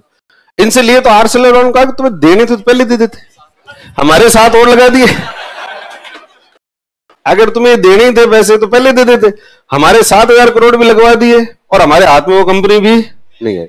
हालांकि फिर बाद में आर्सेलर और उसको दिल पे ले लिया इस बात को, और उन्होंने और बड़ी बिडिंग करके जो है वो इससे एसआर से उसको खरीद ही लिया लास्ट के अंदर। फाइनली ज्यादा पैसे देकर, 54,000 करोड़ से भी ज्यादा पैसे देकर जो है किसको खरीदा, इस एसआर स्टील को। जो कंपनी उनको 39,000 करोड़ में मिल रही थी वो उनको जो है वो बहुत महंगी पड़ी, मतलब लगभग जो है 75,000 करोड़ रुपए की वो जो कंपनी है वो पड़ी। और वो किसकी वजह से पड़ी, जो किसकी वजह से पड़ गई, एक तो आईबीसी के अंदर जो है उन्होंने, सरकार ने वो जो संशोधन किया उसके कारण 7,000 करोड़ तो एक झटके में ये आ गए। और दूसरा फिर कि जब इन्होंने ये मान ही लिया था कि भाई यार आपका पूरा ग्रुप है, पूरा लगा हुआ है, आप स्टील की सबसे बड़ी कंपनी हो दुनिया की, और उन्होंने इतना मान लिया कि भाई अपना तो पूरा सब कुछ इसी में लगा हुआ है, ये लेनी है कंपनी अपन को किसी भी तरीके से, और इस तरीके से उन्होंने जो है वो लिए। तो भारत के कितने करोड़ रुपए रिकवर हो गए, 54,000 करोड़ तो एसआर के हो गए, और 7,000 करोड़ इसको, 61,000 करोड़ रुपए एक झटके के अंदर निकाल दिए। 1,000 झटके में निकाल दिए तो आपका एनपीए जो है वो कम हो गया। और ऐसा एक एग्जांपल नहीं है, ऐसे बहुत सारे एग्जांपल है। जैसे एसआर स्टील है, वैसे एक और स्टील की कंपनी थी भूषण स्टील। कौन सी है, भूषण स्टील कंपनी थी, वो भी उनके 49,000 करोड़ का एनपीए था, और उनको फाइनली खरीदा टाटा स्टील ने। उसको किसने खरीद लिया, टाटा स्टील वालों ने जो है कम दाम पर उसको खरीद लिया कि भाई ये एनपीए, तब तुम्हारे 49,000 करोड़ रुपए डूब रखे हैं, तो हम इसके लिए क्या करते हैं, तो 49,000 करोड़ तो नहीं, पर हम आपको थोड़ा कम दे देंगे पैसे, और ये जो स्टील की कंपनी है ये हमें दे दी जाए। तो फिर फाइनली ये भूषण स्टील किसको दे दी गई, टाटा स्टील जो है टाटा स्टील को दी गई। तो इस तरीके से एनपीए को क्या किया जा रहा है, रिजॉल्व किया जा रहा है, और रिजॉल्व करके अब उसको एनपीए की जो संख्या है उसको काफी कम कर दिया, क्योंकि एक टाइम पे वो बहुत ज्यादा हो गई। तो ये पिछले कुछ सालों के अंदर जो एनपीए के क्षेत्र में जो काम हुआ है वो काफी क्रांतिकारी काम हुआ है। हालांकि मीडिया के अंदर उतनी उसकी रिपोर्टिंग जो है वो नहीं है। तो जैसे और शक्तिकांत दास के आने के बाद में आरबीआई का गवर्नर, शक्तिकांत दास को आरबीआई का गवर्नर बनाया, उसके बाद में आरबीआई की जो फंक्शनिंग है वो बहुत तेज गति से काफी सुधर गई, परंतु उतना क्रेडिट जो है वो लोग उसको अभी भी नहीं देते, उतना क्रेडिट, क्योंकि वो मीडिया के अंदर अभी भी जो है वो उतना फेमस नहीं है। फेमस अभी भी कौन है, वो रघुराम राजन। रघुराम राजन जो किया कुछ भी नहीं, वो आरबीआई का गवर्नर रहा 3 साल, उससे पहले जो है वो भारत सरकार का चीफ इकोनॉमिक एडवाइजर रहा, कुछ नहीं किया 6 साल, कोई नया काम नहीं है। पर अभी भी नहीं साहब, एनपीए की समस्या को पहली बार पता लगाने वाला तो जो है वही था। और तो पता लगाने से क्या होता है, समाधान क्या किया आपने कि नहीं, इन्होंने पहली बार जो है ये बताया था कि एनपीए इतना है, रिपोर्ट करो एनपीए कितना है, उसको रिपोर्ट करने के बाद जो है वो इसने रघुराम राजन ने की। पता लगाने से काम नहीं होता, काम तब होता है जब आप पता लगाने के बाद में कुछ सॉल्यूशन भी करो, कि उसका सॉल्यूशन बताओ कि अब कैसे सॉल्व किया जाएगा, इस समस्या को कम कैसे किया जाए। आपके वाले टाइम में तो लोग जो है वो अभी भी ऋण दे ही रहे थे। आप जब आरबीआई गवर्नर थे तब कई सारे बैंक जो है ऐसे ऋण दे रहे थे कई लोगों को, और तब ऐसे ही चल रहा था काम। और आपके उस गवर्नरशिप के अंदर आपने ऐसा कोई बहुत बड़ा काम, जो दूसरा कोई बड़ा काम किया हो, ऐसा नहीं है। पर फिर भी मीडिया के अंदर अभी भी जो है सबसे ज्यादा मुझे लगता है रघुराम राजन के पहले कौन आरबीआई गवर्नर था, उसके बाद में कौन गवर्नर था, किसी को नहीं पता। पर यह जरूर पता है कि रघुराम राजन है। यानी आदमी को मीडिया में रहना या न्यूज में रहना कितना पसंद है कि अपने किसी भी बात पर एक स्टेटमेंट दे दो, अगले दिन वापस न्यूज में आ जाएंगे। पर इंटरव्यू देने के लिए जो है कहीं पर भी आप इंटरव्यू देने के लिए बुला लो, वो आदमी आ जाएगा। तो सिर्फ और सिर्फ मार्केटिंग, बाकी और कुछ भी नहीं। और जब ये शक्तिकांत दास को बनाया गया, शक्तिकांत दास जो है वो आईएएस ऑफिसर थे। शक्तिकांत दास आईएएस ऑफिसर और रेवेन्यू सेक्रेटरी रहे हुए, भारत के राजस्व सचिव, रेवेन्यू सेक्रेटरी रहे हुए, और इतनी हाई पोस्ट के ऊपर। और जब इनको आरबीआई का गवर्नर बनाया गया तो ये जो लेफ्ट और मीडिया, ये जो है, इन लोगों को अगर कोई आदमी पसंद नहीं आता ना कि यार ये अपने टाइप का नहीं है या अपनी जैसी विचारधारा नहीं रखता, तो उसको कैसे खत्म किया जाए, सबसे पहले करते हैं उसकी क्रेडिबिलिटी खत्म कर दो, उसकी विश्वसनीयता ही खत्म कर दो। विश्वसनीयता कैसे खत्म कर दो, सीधे सीधे कोई इसको आता क्या है, इसको तो कुछ आता ही नहीं है। एक अनपढ़ आदमी को जो है वो आपने आरबीआई का गवर्नर बना दिया। ये कंट्रोवर्सी हुई, लोगों ने कंट्रोवर्सी बनाई कि ये जो शक्तिकांत दास है इसने बीए हिस्ट्री में की हुई है। किसमें की हुई है, बीए हिस्ट्री में की। तो बीए हिस्ट्री वाले को बताओ आरबीआई का गवर्नर बना दिया, कुछ समझ में नहीं आता इनको। अर्थव्यवस्था कुछ पता ही नहीं, अर्थव्यवस्था का ई भी पता है क्या, बीए हिस्ट्री क्या हुआ, कोई आदमी आरबीआई गवर्नर कैसे बन सकता है। और तो बीए उसने इकोनॉमी में किया होता तो भी 30 साल पहले किया है, तो कौन सा याद रहता है, बीए हिस्ट्री वाला भी उसको याद नहीं है। तुम हिस्ट्री के प्रश्न पूछ लोगे तो बता थोड़ी देगा वो। और बीए करना क्या होता है, एमए कर ले, पीएचडी भी कर ले तो क्या हो गया। भारत में इतने सारे पीएचडी किए हुए घूम रहे, उन्होंने क्या कर लिया, कुछ नहीं किया। ये आदमी जो है रेवेन्यू सेक्रेटरी का पद लेकर खत्म करके आया है। उसने पूरा जीवन जो है वो इकोनॉमी के अंदर ही गुजारा है, जहां पर वो जितने सेंट्रल गवर्नमेंट में जब जब डेपुटेशन में गया तब तब इकोनॉमी वाले, फाइनेंस मिनिस्ट्री में, कॉर्पोरेट मिनिस्ट्री में, कॉमर्स मिनिस्ट्री में, उन्हीं में रहा है। तो उसके इतने सालों का एक्सपीरियंस वो तो कोई मतलब ही नहीं है। और आपने 3 साल बीए की थी, वो हिस्ट्री में क्यों कर ली? बस प्रश्न तो वो है, वो मूल प्रश्न तो वो है। अरे तो कहां से आए हो तुम यार? यूपीएससी का एग्जाम दे रहा है तो उसको ये थोड़ी हिस्ट्री आती है, जितनी बीए हिस्ट्री को आती है, बीए हिस्ट्री जितनी होती है उतनी तो उसको बाकी सब चीजें भी आती है, और उतनी है उससे ज्यादा ही आती है, उससे ज्यादा ही आती है। और आप फिर उसके बाद में अगर किसी बात व्यक्ति का इवैल्यूएशन करना, तो ये देखो कि उसने इतने सालों में किया क्या, काम क्या किया, काम से इवैल्यूएशन करो कि वो जब से गवर्नर बना, गवर्नर बनने के बाद में आरबीआई की मतलब भारतीय जो वित्तीय तंत्र उसमें कौन कौन सी समस्याओं को कम किया है, जबकि तो इतने बड़े क्राइसिस आ गए आपके यहाँ पर। आपके यहाँ पैंडेमिक जो कोरोना जैसा जो है लॉकडाउन लग गया, कोरोना का पैंडेमिक हो गया, उसके अंदर ऐसी सिचुएशन आई, उससे पहले जीएसटी आपने लागू कर दिया, उससे पहले मोदी जी की एक दिन जचगी जो नोटबंदी कर दी। आप सोचो आरबीआई गवर्नर की क्या हाल होगी, जो उसको पता लगा होगा कि अरे वो मोदी जी ने तो नोटबंदी कर दी। अरे मैं हूं यार, मैं सिग्नेचर मैं करता हूं, मुझे नहीं बताया यार ये मोदी जी ठीक है। अब फिर भी अभी मीडिया के सामने आके क्या रोना थोड़ी रो दोगे, मेरे को क्यों नहीं बताया, हद हो गई, ये कोई बात है? और लड़ाई लड़ोगे तो फिर बाकी लोगों का कॉन्फिडेंस क्या होगा? तो इसलिए ठीक है, मोदी जी ने कर दिया जो कर दिया, अपना तो काम है इसको संभालना, तुम तो रायता फैला दिया, अब अपन को इसे साफ करना, समेटना है, तो समेटने के अंदर लग गए। उस बात पर ऐसा कंट्रोवर्सी जनरेट नहीं की कि साहब ये जो हमें हमसे पूछे बगैर, हालांकि वो जो निर्णय था वो महावाहियात निर्णय था, मतलब जो निर्णय था डिमोनेटाइजेशन का, उससे ज्यादा बुरा निर्णय कोई नहीं हो सकता कि कोई आदमी पता नहीं किसने बता दिया उनको कि जो है वो विमुद्रीकरण करने से चीजें सही हो जाती है, कुछ ही नहीं हुई है इससे। वो विमुद्रीकरण किया आपने, कोई 16 लाख करोड़ रुपए जो है वो थे, जो कि आपको ऐसा लगा कि ये वापस नहीं आएंगे, परंतु वो सब के सब वापस आ गए, सारे पैसा जो है वापस सिस्टम के अंदर आ गया किसी तरीके से। वो जो जैसा है कि वो काला धन खत्म हो जाएगा, कोई काला धन वाला धन उससे खत्म नहीं हुआ। एक बार जो है जरूर थोड़ा सा यूं लोगों को लगा कि हाँ यार, लोगों को लगा क्या, उससे खुशी लोगों को यही हुई कि इससे अपने तो कुछ नहीं है, पर वो जो अमीर अमीर लोग हैं ना, अपने तो कुछ पैसे गए जो गए, अपने तो 1000-2000 का नुकसान हो गया तो कोई बात नहीं, पर जिन लोगों ने ये कोठियां भर रखी थी ना, नोटों की बोरियां भर रखी थी, वो बर्बाद हो गए। फिर लोगों ने गाने बना दे, वारे मारा मोदी जी कहीं लहर चला दी रहे, बड़ा बड़ा रईसा की नींद उड़ा दी रहे। तो बड़ा तो अपन को खुशी इस बात की नहीं है कि अपन को क्या लाभ हो रहा है, उनकी नींद उड़ गई, वाह, उनको नहीं सोने देंगे। तुम्हें नींद नहीं आ रही, हमें भले नींद नहीं आओ, हमें तो वैसे भी नहीं आती, पर अब तो उनको भी जो है नींद नहीं आने दे, ठीक है। तो ये समस्या थी इस इंसॉल्वेंसी एंड बैंक्रप्सी कोड से, जिस तरीके से चीजें जो एनपीए की दूर हुई है। फिर अभी सरकार ने एक और काम करना किया कि भाई इंसॉल्वेंसी एंड बैंक्रप्सी कोड तो है ही, इसके अलावा सरकार ने एक और चीज शुरू की है, पर इसका क्या भय भी ज्यादा हो गया इंसॉल्वेंसी एंड बैंक्रप्सी कोड का, कि किसी भी कंपनी के विरुद्ध कभी भी शिकायत हो सकती है और उसी कंपनी कभी बिक सकती है। तो लोग जो डर में रहने लग गए, क्योंकि आपकी भी कंपनी लॉस, तो किसी की भी लॉस में जा सकती है, और अगर लॉस में चली गई, गलती से लॉस में चली गई, और अगर किसी ने आईबीसी वाली शिकायत कर दी, और जो उनका एक कोर्ट होता है जो डिसाइड करता है कि कार्रवाई करनी है या नहीं करनी है, उस कोर्ट ने अगर दे दिया तो बैठे बिठाए आपकी कंपनी आपके हाथ से चली जाएगी। इस वजह से लोग जो है बहुत ज्यादा डर में आ गए। तो फिर आरबीआई ने कहा कि हम एक दूसरा और काम करते हैं, एक अलग से जो है बैंक बनाते हैं, जिस बैंक का काम ये होगा कि वो सिर्फ क्या करेगा, ऋणों की वसूली करेगा। जो बड़े बड़े ऋण थे वो तो कर लिए, उसके बाद जो बच गए उनको क्या करेंगे, तो उसके लिए एक अलग से बैंक बनाओ जो कि ये काम करे। जैसे अभी अपन ने देखा कि सरफेसी एक्ट के तहत क्या बनाओगे आप, एआरसी। एआरसी क्या होते हैं, एसेट रिकंस्ट्रक्शन कंपनी। क्या करती है एसेट रिकंस्ट्रक्शन कंपनी, वसूली करती है। इनका काम जो है वो लोन खरीद लेते हैं, कम दाम पर लोन खरीद लेते हैं। 100 करोड़ का लोन है, उसको जो है वो 80 करोड़ में खरीद लिया, फिर कोशिश करेंगे उसको किसी तरीके से रिकवर करने की, 90-95 करोड़ रिकवर कर लेंगे, बीच का उनका प्रॉफिट हो जाएगा। इस तरीके से काम कौन सी करती है, एआरसी। पर एआरसी जो है वो तो प्राइवेट कंपनियां हैं। जो आप सरफेसी एक्ट के तहत जो एआरसी बनती है, ये क्या होती है, प्राइवेट कंपनी होती है। अब प्राइवेट एआरसी कंपनी होती है, छोटे मोटे लोन तो खरीद लेती है। अगर इसको ये कहा जाए कि छोटा मोटा कोई लोन है उसको खरीद लो, तो ये खरीद लेंगे।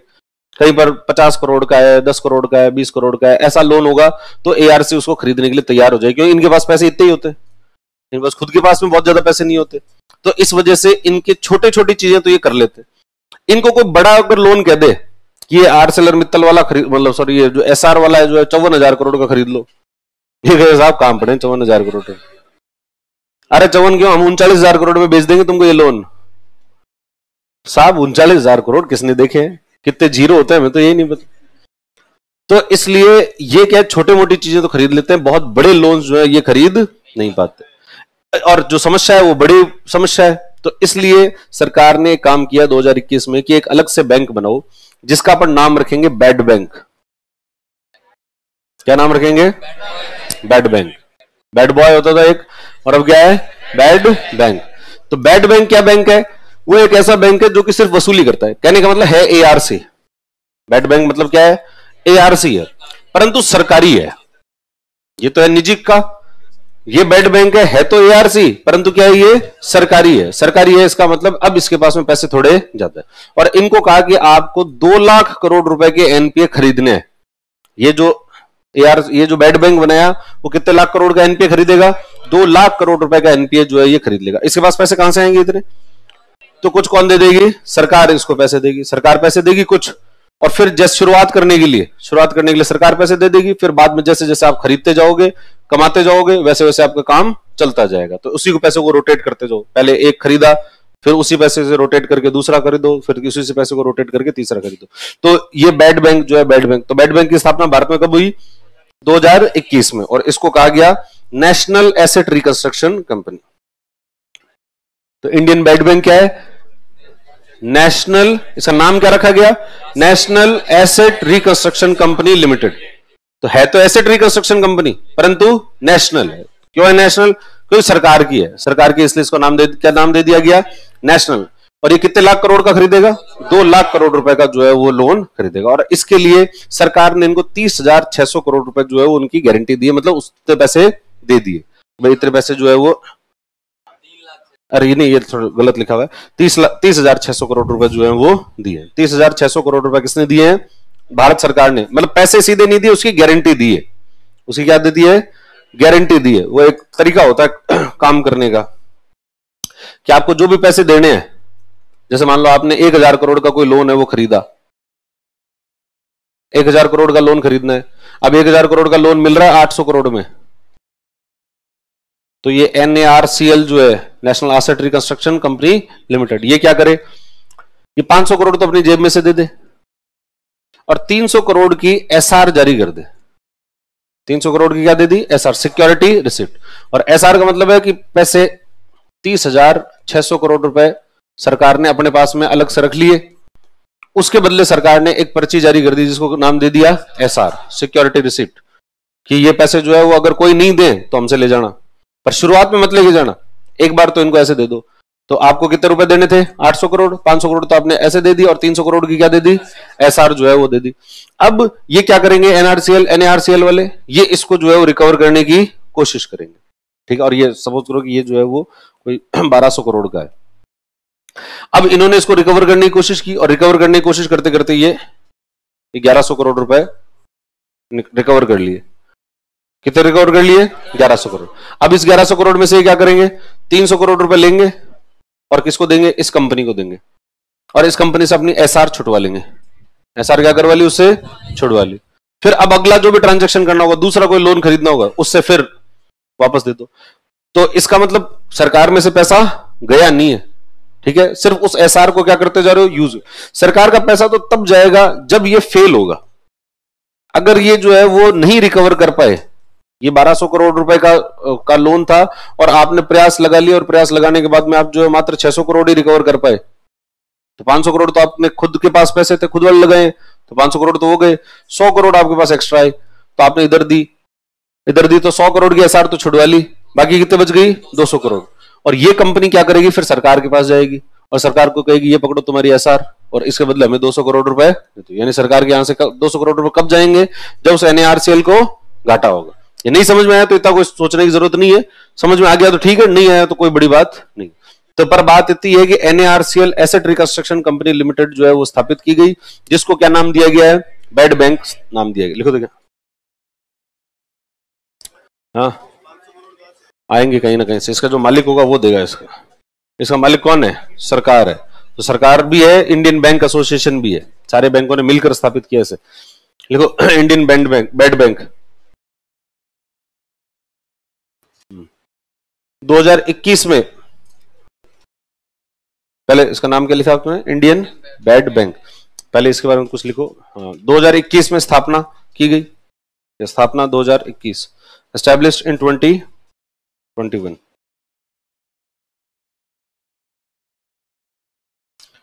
यह एक विशेष प्रकार का बैंक है। It is a specialised bank.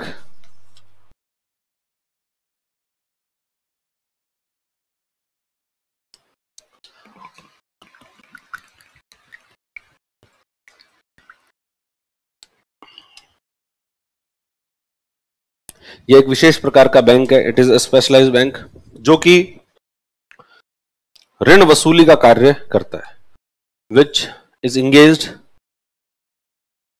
In debt recovery, जो कि ऋण वसूली का कार्य करता है। Which is engaged in debt recovery, जो कि ऋण वसूली का कार्य करता है। Which is engaged in debt recovery. इसका आधिकारिक नाम, it's official name is national asset reconstruction company limited. इसका आधिकारिक नाम national asset reconstruction company limited.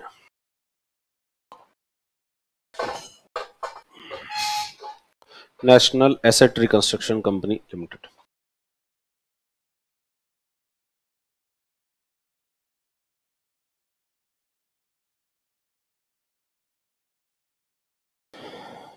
यह 2 लाख करोड़ रुपए के एनपीए की खरीद करेगा। It will purchase NPAs worth 2 lakh crore rupees. यह 2 लाख करोड़ रुपए के एनपीए की खरीद करेगा। It will purchase NPAs worth 2 lakh crore rupees.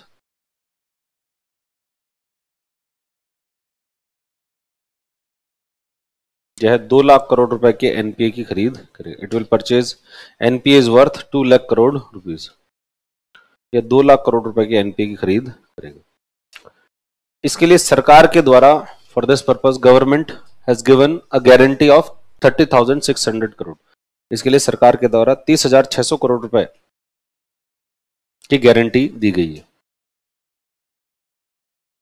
For this purpose government has given guarantee of 30,600 crore rupees.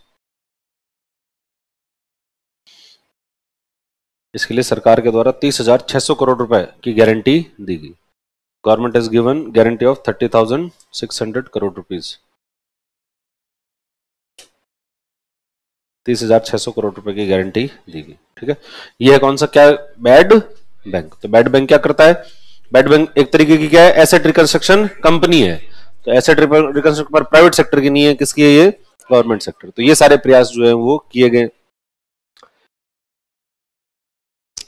फिर एक टर्म आती है वित्तीय समावेशन, फाइनेंशियल इंक्लूजन। ये क्या होता है? लिखो, देखिए, वित्तीय समावेशन, फाइनेंशियल इंक्लूजन। डेफिनेशन देखनी है इसकी, ज्यादा इसमें और कुछ खास नहीं है।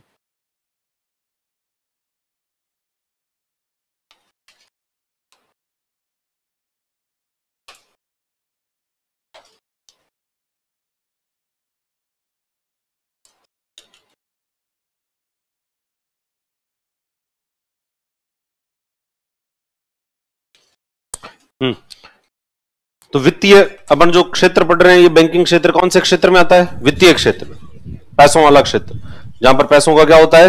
लेन देन। पैसों का जहां लेन देन होता है उसको अपन वित्तीय क्षेत्र कहते हैं। अब सभी लोगों को जो है वो इस क्षेत्र में शामिल करना है। ये लोग जो है वो लोग इससे क्या नहीं होने चाहिए, से दूर नहीं होने चाहिए। तो वित्तीय समावेशन क्या होता है? तो ये एक प्रकार की प्रक्रिया है, एक प्रकार की प्रोसेस है, जिसके माध्यम से भारत की जितनी भी जनता है उन सभी लोगों को किससे जोड़ना है? आपको बैंक से जोड़ना है या फिर वित्तीय क्षेत्र से जोड़ना है। और इसको यूं कहते हैं कि इन सभी लोगों को वित्तीय उत्पाद जो है वो उपलब्ध करवाने, फाइनेंशियल प्रोडक्ट देने। ये जो भी हम वित्तीय क्षेत्र से जुड़ते हैं तो इसका मतलब हम क्या लेते हैं? वित्तीय उत्पाद। वित्तीय उत्पाद मतलब हमने बैंक में खाता खोला, तो बैंक में खाता खोला तो ये एक फाइनेंशियल प्रोडक्ट है। आप बैंक से लोन लो तो ये एक फाइनेंशियल प्रोडक्ट है।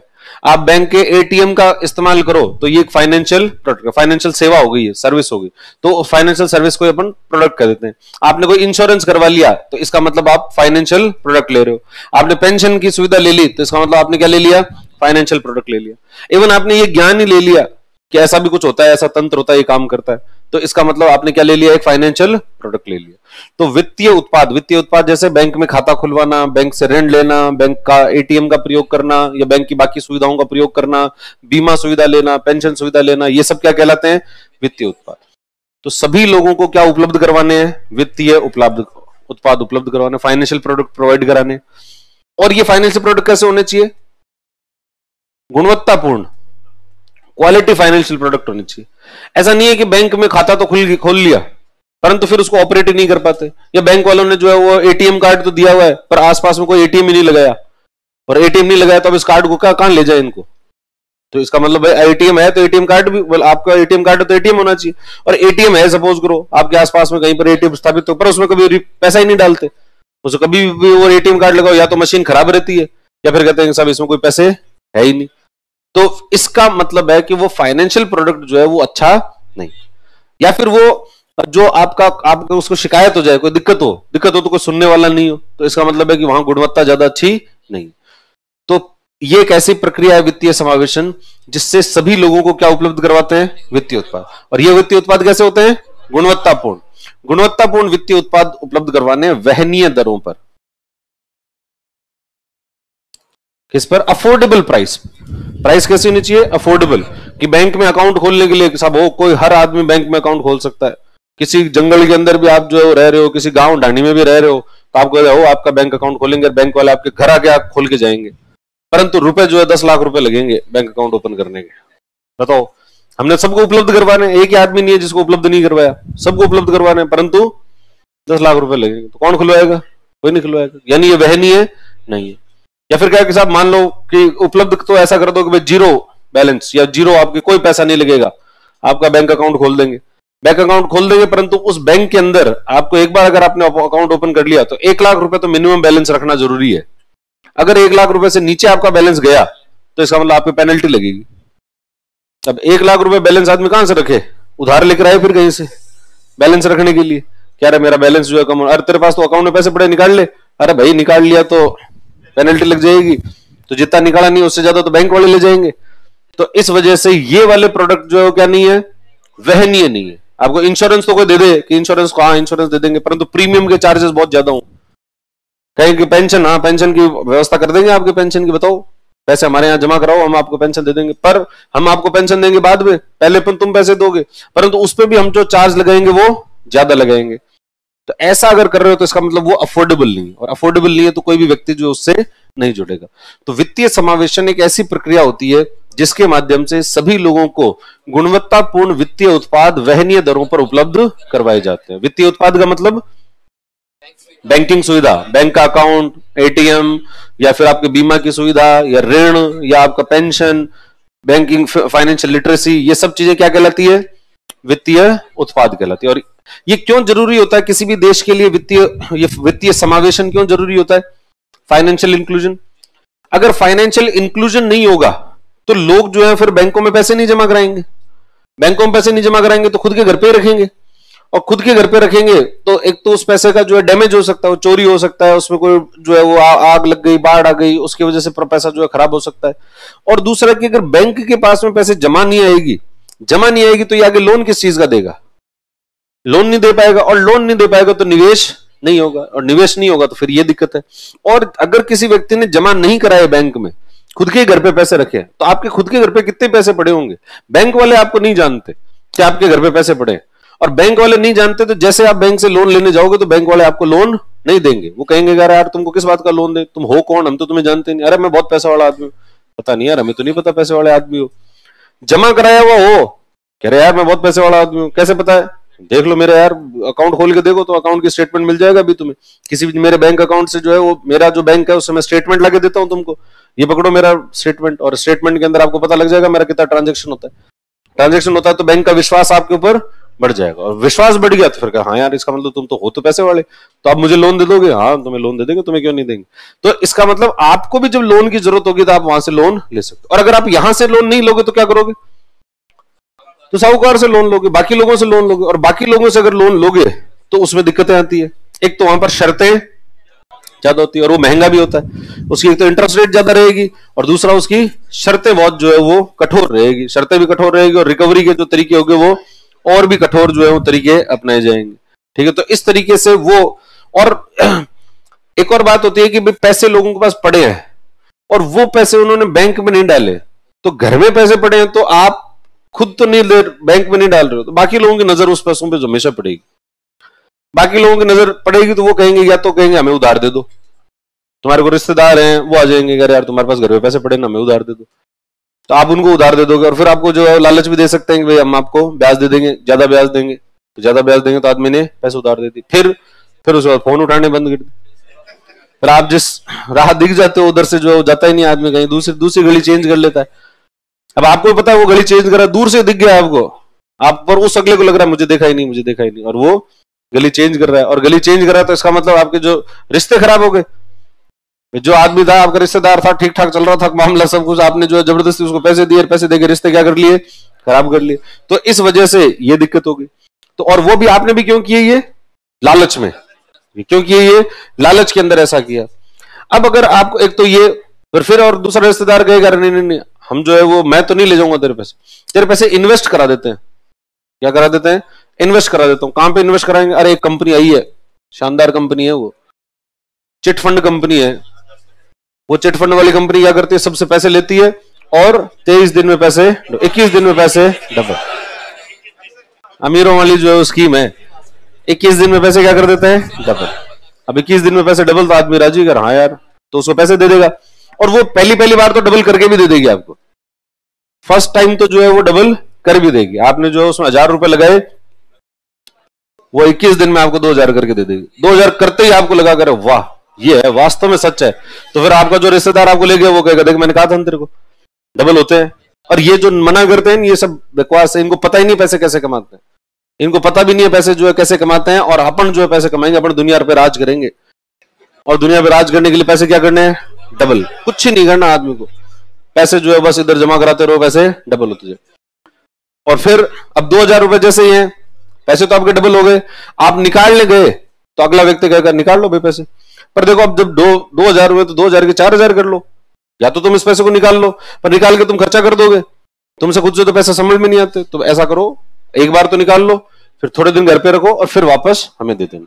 तो एक बार तो वो जो है वो आपने पैसे निकाल लिए, उस कंपनी ने भी एक बार पैसे आपको दे दिए, फिर आपको ये थोड़े दिन में, और आप खुद ही ले आओगे यार मैं घर पे खर्चा कर दूंगा इसका, जाके 4000 करवा लाता हूँ इसको, तो 4000 करवाने के लिए फिर वो 4000 होंगे, 4000 होते हैं। अब वो कहेगा कि अब निकालने की भी कहां जरूरत है, इसी समय सिर्फ कागज पे साइन करो और आपके पैसे हम वापस इन्वेस्ट कर देंगे, फिर से डबल हो जाएंगे, आदमी फिर से करेगा।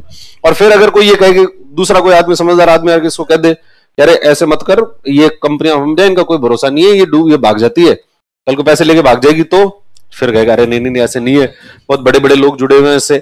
उनकी जो है वो मीटिंग हुई थी अभी कुछ दिन पहले, कॉन्फ्रेंस हुई थी, उसमें अमिताभ बच्चन आया था, उसके अंदर शाहरुख खान भी आया था, उसके अंदर जो है वो सारे बड़े बड़े नेता लोग जो है वो भी आते हैं वहां पर, और इतने बड़े लोग आए हुए हैं, सब ये सब आ रहे हैं, तो ऐसे कोई झूठी कंपनी में थोड़ी आएंगे, सच्ची कंपनी में आएंगे। फिर एक दिन ये कंपनी जो है वो पैसे लेकर रवाना, उस कंपनी के जो ऑफिस है उस पर ताले लगे हुए हैं, कोई फोन उठा नहीं रहा, सारे फोन बंद हैं।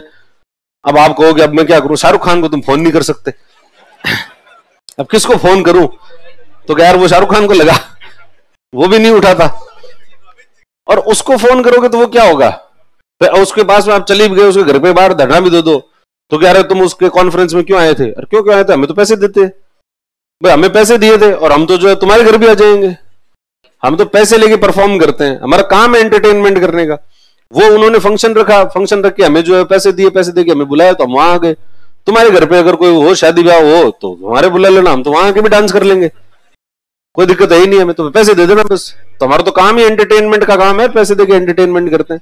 नेताजी को कहोगे आप क्यों गए थे वहां पर, अरे मैं तो जनता का हूं भाई, जनता का कोई कार्यक्रम चल रहा है तो मैं तो सब जगह चल जाता हूँ, तुम्हारे कॉलोनी में कोई कार्यक्रम हो तो मुझे बुला लेना, मैं तो आ जाऊंगा, ठाला ही बैठा रहता हूँ, कोई बुलाता ही नहीं है आजकल तो।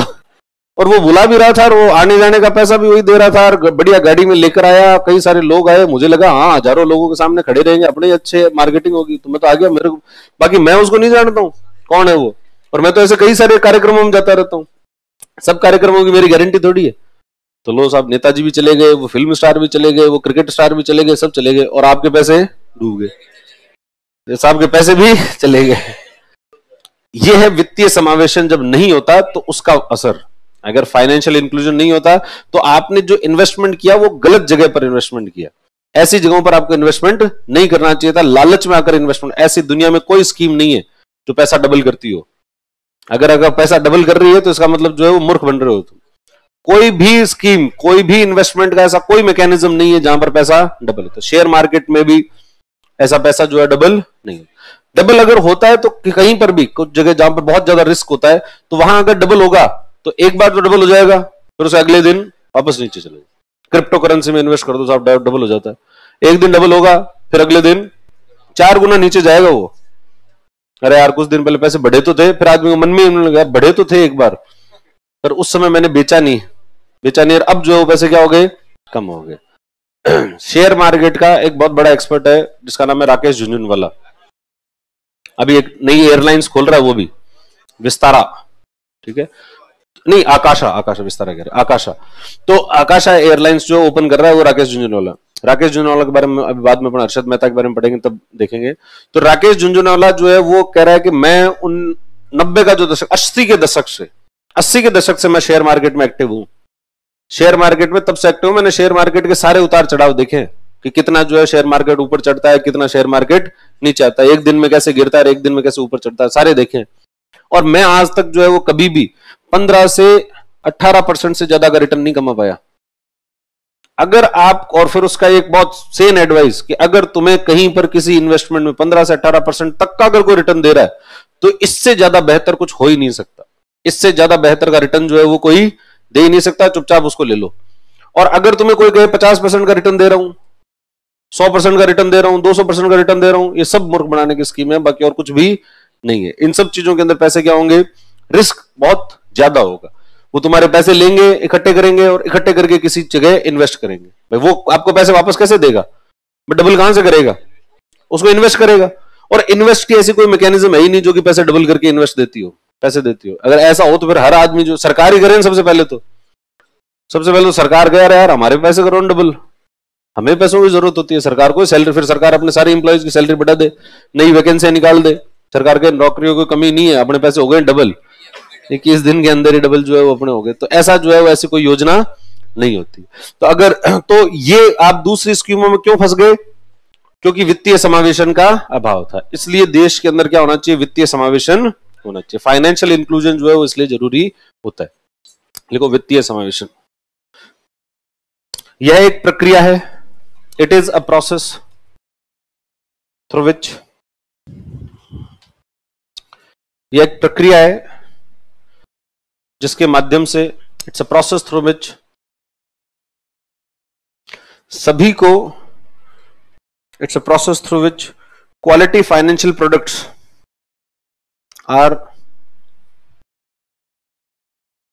प्रोवाइडेड टू ऑल, सभी को गुणवत्तापूर्ण वित्तीय उत्पाद,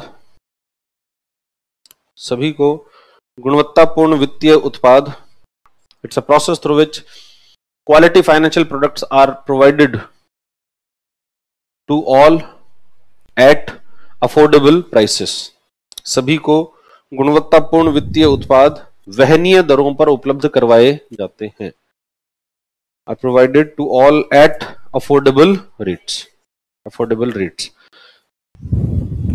वहनीय दरों पर उपलब्ध करवाए जाते हैं, are provided at affordable rates। वित्तीय उत्पाद का क्या मतलब होता है, लिख लो लिखो इसको वापस समझो। वित्तीय उत्पाद बराबर फाइनेंशियल प्रोडक्ट, जैसे वित्तीय उत्पाद, जैसे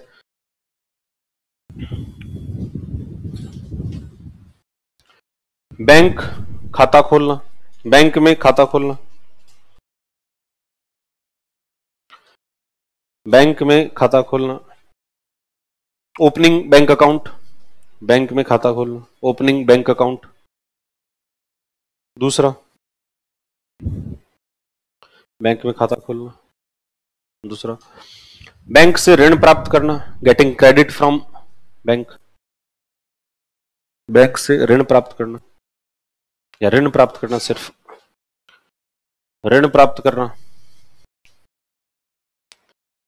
निवेश, के अवसर उपलब्ध करवाना, प्रोवाइडिंग इन्वेस्टमेंट अपॉर्चुनिटीज, निवेश के अवसर उपलब्ध करवाना, प्रोवाइडिंग इन्वेस्टमेंट अपॉर्चुनिटीज।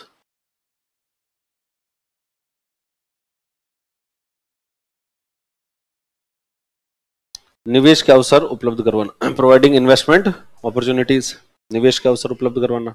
और बीमा सुविधा, इंश्योरेंस सर्विस, बीमा सुविधा, पेंशन सुविधा, पेंशन सर्विस, बीमा सुविधा, पेंशन सुविधा।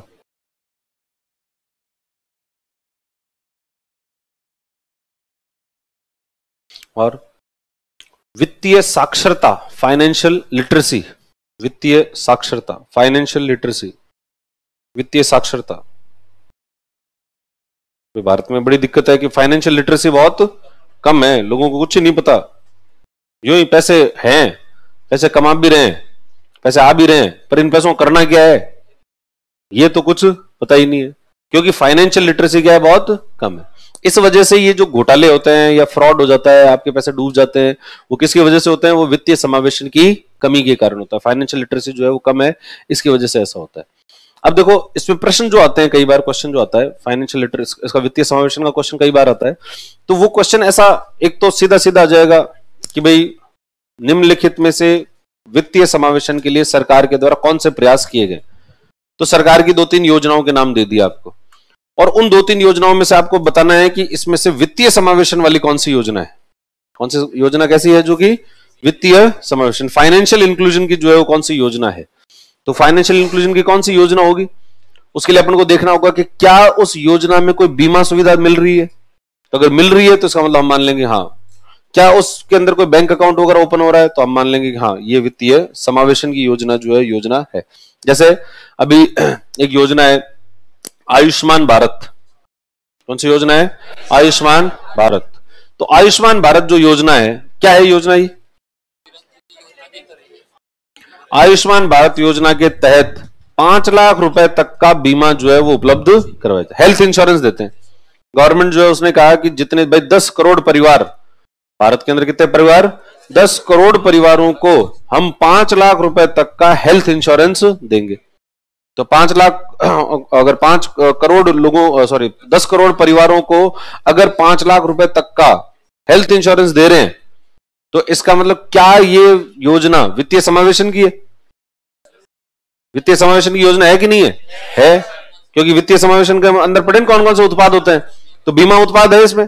तो यानी सरकार बीमा उपलब्ध करवा रही है आपको, आपके पास पहले जो है वो इंश्योरेंस नहीं था, अब आपके पास इंश्योरेंस है, तो इंश्योरेंस है तो अब आपको इससे जो है लाभ होगा।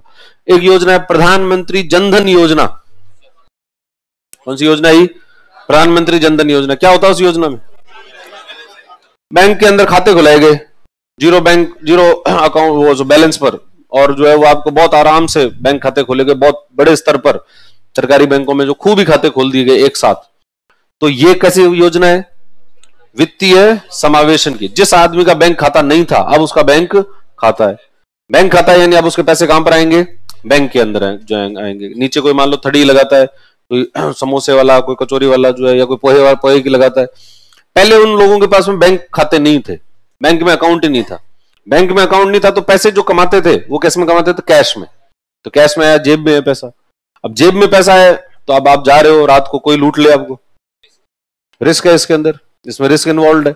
और आपके पैसे जो है वो, और जेब में है तो खर्चा भी हो सकता है, कोई आपसे उधार भी मांग सकता है, और फिर आपका मन भी कर जाए कि मैं किसी ऐसी जगह निवेश कर दूं। तो बैंक में पैसा है तो वो सुरक्षित है, और आपको उसमें थोड़ा बहुत ब्याज जो है वो मिलता रहेगा। और अब ऐसा व्यक्ति जो है वो पहले डिजिटल पेमेंट ले सकता था क्या, नहीं ले सकता। तो डिजिटल पेमेंट ले कहां पर, डिजिटल पेमेंट में भी कहीं ना कहीं तो बैंक अकाउंट होना चाहिए, तो वो बैंक अकाउंट जो पहले था नहीं। पर अब जो है वो क्योंकि बैंक अकाउंट है तो उससे सब लोगों ने अपने जो थड़ियां हैं, जो ऐसे ठेले हैं, उन ठेलों के ऊपर वो पेटीएम या फिर वो जो स्कैन, जो क्यूआर कोड होता है, वो क्यूआर कोड स्कैन करवाने वाला वो लगा दिया वहां पर, साहब दे दो इसके अंदर, इस अकाउंट के अंदर जो पैसे आ जाएंगे। तो ये कैसे संभव हो पाया, प्रधानमंत्री जनधन योजना के कारण संभव हो पाया कि प्रधानमंत्री जनधन योजना के तहत आपने बहुत बड़े स्तर पर जो वित्तीय समावेशन है उसका कार्य किया, लोगों की जो है वो खाते उसके अंदर खोले गए। तो इसलिए वित्तीय समावेशन क्या होता है, बहुत जरूरी। तो क्वेश्चन आता है तो ऐसा आता है कि निम्नलिखित में से कौन सी योजना वित्तीय समावेशन की है। अब ये कह दिया जाए साहब एक योजना तो प्रधानमंत्री जनधन योजना, एक योजना हो ये आयुष्मान भारत योजना, ठीक है, और एक योजना है जो आपकी प्रधानमंत्री कृषि सिंचाई योजना। तो कृषि सिंचाई योजना जो है वो वित्तीय समावेशन की नहीं है, वो तो एग्रीकल्चर के अंदर सिंचाई की योजना है, वो एक अलग योजना है। तो इसलिए कौन योजना को कैसे देखेंगे अपन, तो उसके प्रावधान आपको पता होने चाहिए, प्रावधानों में ये पता होना चाहिए कि ये जो प्रावधान है वो बीमा से, बैंक खाता खुलने से, इनसे संबंधित है या नहीं। या फिर कि अगर आपको ये कह दिया जाए कि एक बैंक है जो कि आईपीएल चल रहा है और आईपीएल के बीच बीच में उस बैंक का एक ऐड आता है और उस ऐड के अंदर जो है बैंक के बारे में कुछ बातें बताई जाती है, तो इससे कौन सी चीज जो है प्रभावित हो रही है, और उसके अंदर एक ऑप्शन हो वित्तीय समावेशन, तो क्या उससे वित्तीय समावेशन होता है? क्या वित्तीय समावेशन होगा? यहां पर अभी क्या लिखे, फाइनेंशियल उत्पादन लिटरेसी, अगर वित्तीय साक्षरता बढ़ रही है तो इसका मतलब है वित्तीय समावेशन हो रहा है। अगर लिटरेसी भी कहीं पर बढ़ रही है, तो अगर बैंक का ऐड आता है तो लोगों को पता लगता है, अच्छा ये थोड़ा बहुत भी पता लग रहा है कि अच्छा इस नाम का बैंक है, ऐसा एक बैंक होता है जो कि बैंक जो है वो ये बैंक कुछ कार्य करता है, या फिर ये बैंक जो है कुछ इंटरेस्ट पे लोन दे रहा है या फ्री लोन दे रहा है या किसी तरीके की जो बातें दे रहा है वो आपको पता लग रही है, तो इसका मतलब फाइनेंशियल लिटरेसी बढ़ रही है, और फाइनेंशियल लिटरेसी बढ़ रही है इसका मतलब वित्तीय समावेशन बढ़ रहा है। अभी अपन जो ये लेक्चर ले रहे हैं तो इससे क्या हो रहा है, ये भी वित्तीय समावेशन है कि तुमको पहले जो है बैंकिंग के बारे में कुछ नहीं पता था, अभी भी कुछ नहीं पता अब थोड़ा बहुत जो है वो पता है, अब थोड़ा बहुत पता है, तो इसका मतलब वित्तीय समावेशन क्या हुआ, थोड़ा बढ़ गया, थोड़ा बहुत जो है वो वित्तीय थोड़ा पैसे आएंगे तो और बढ़ेगा, नौकरी लग जाओगे तो और ज्यादा बढ़ जाएगा, पर अभी थोड़ा लिटरेसी वाले पॉइंट ऑफ व्यू से तो थोड़ा बढ़ गया।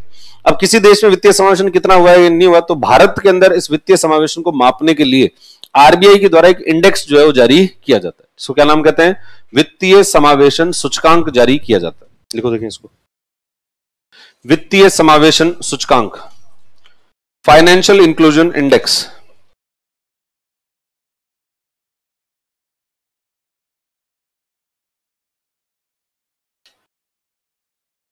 फाइनेंशियल इंक्लूजन इंडेक्स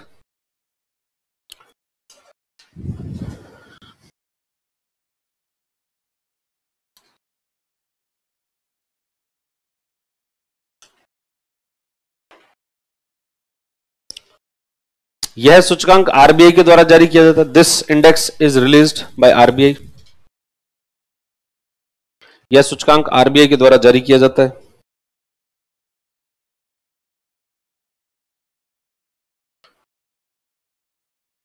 प्रत्येक वर्ष जुलाई में, या प्रत्येक वर्ष लिखो, जुलाई तो ये कोई जरूरी नहीं है जुलाई में आए, प्रत्येक वर्ष, एवरी ईयर,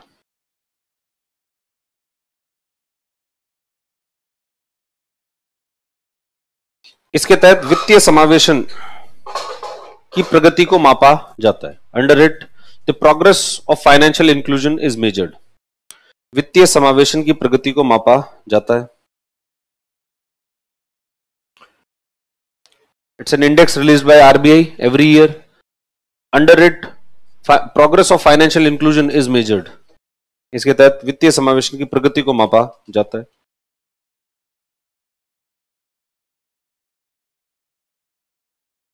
इसकी गणना 3 कारकों के आधार पर की जाती है। It is measured using 3 factors, इसकी गणना 3 कारकों के आधार पर की जाती है। पहला है एक्सेस, पहुंच,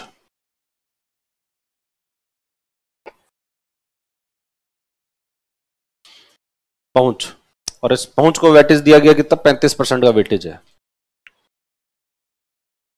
12 वेटेज कितना है, 35% कारक। पहुंच के बाद में दूसरा है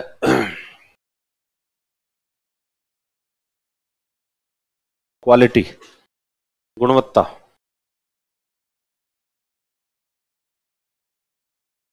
क्वालिटी गुणवत्ता, इसको वेटेज दिया गया कितना, 45%, नहीं उपयोगिता को, इसको वेटेज दिया गया 20%, क्वालिटी को दिया गया 20%, और तीसरा जो है वो है यूसेज, उपयोगिता। और इसको वेटेज दिया गया है 45%। है क्या है? हाँ ये फैक्टर है, और वो वेटेज कि भाई देखो पहुंच का क्या मतलब हुआ कि क्या आपके आसपास में अवेलेबल है या नहीं है। जैसे बैंक की ब्रांच है तो बैंक की ब्रांच आपके आसपास में है या बहुत दूर है। आपको बैंक में से पैसे निकालने के लिए क्या ऐसे बहुत कई किलोमीटर चल के जाना पड़ता है या बिल्कुल पास में ही है।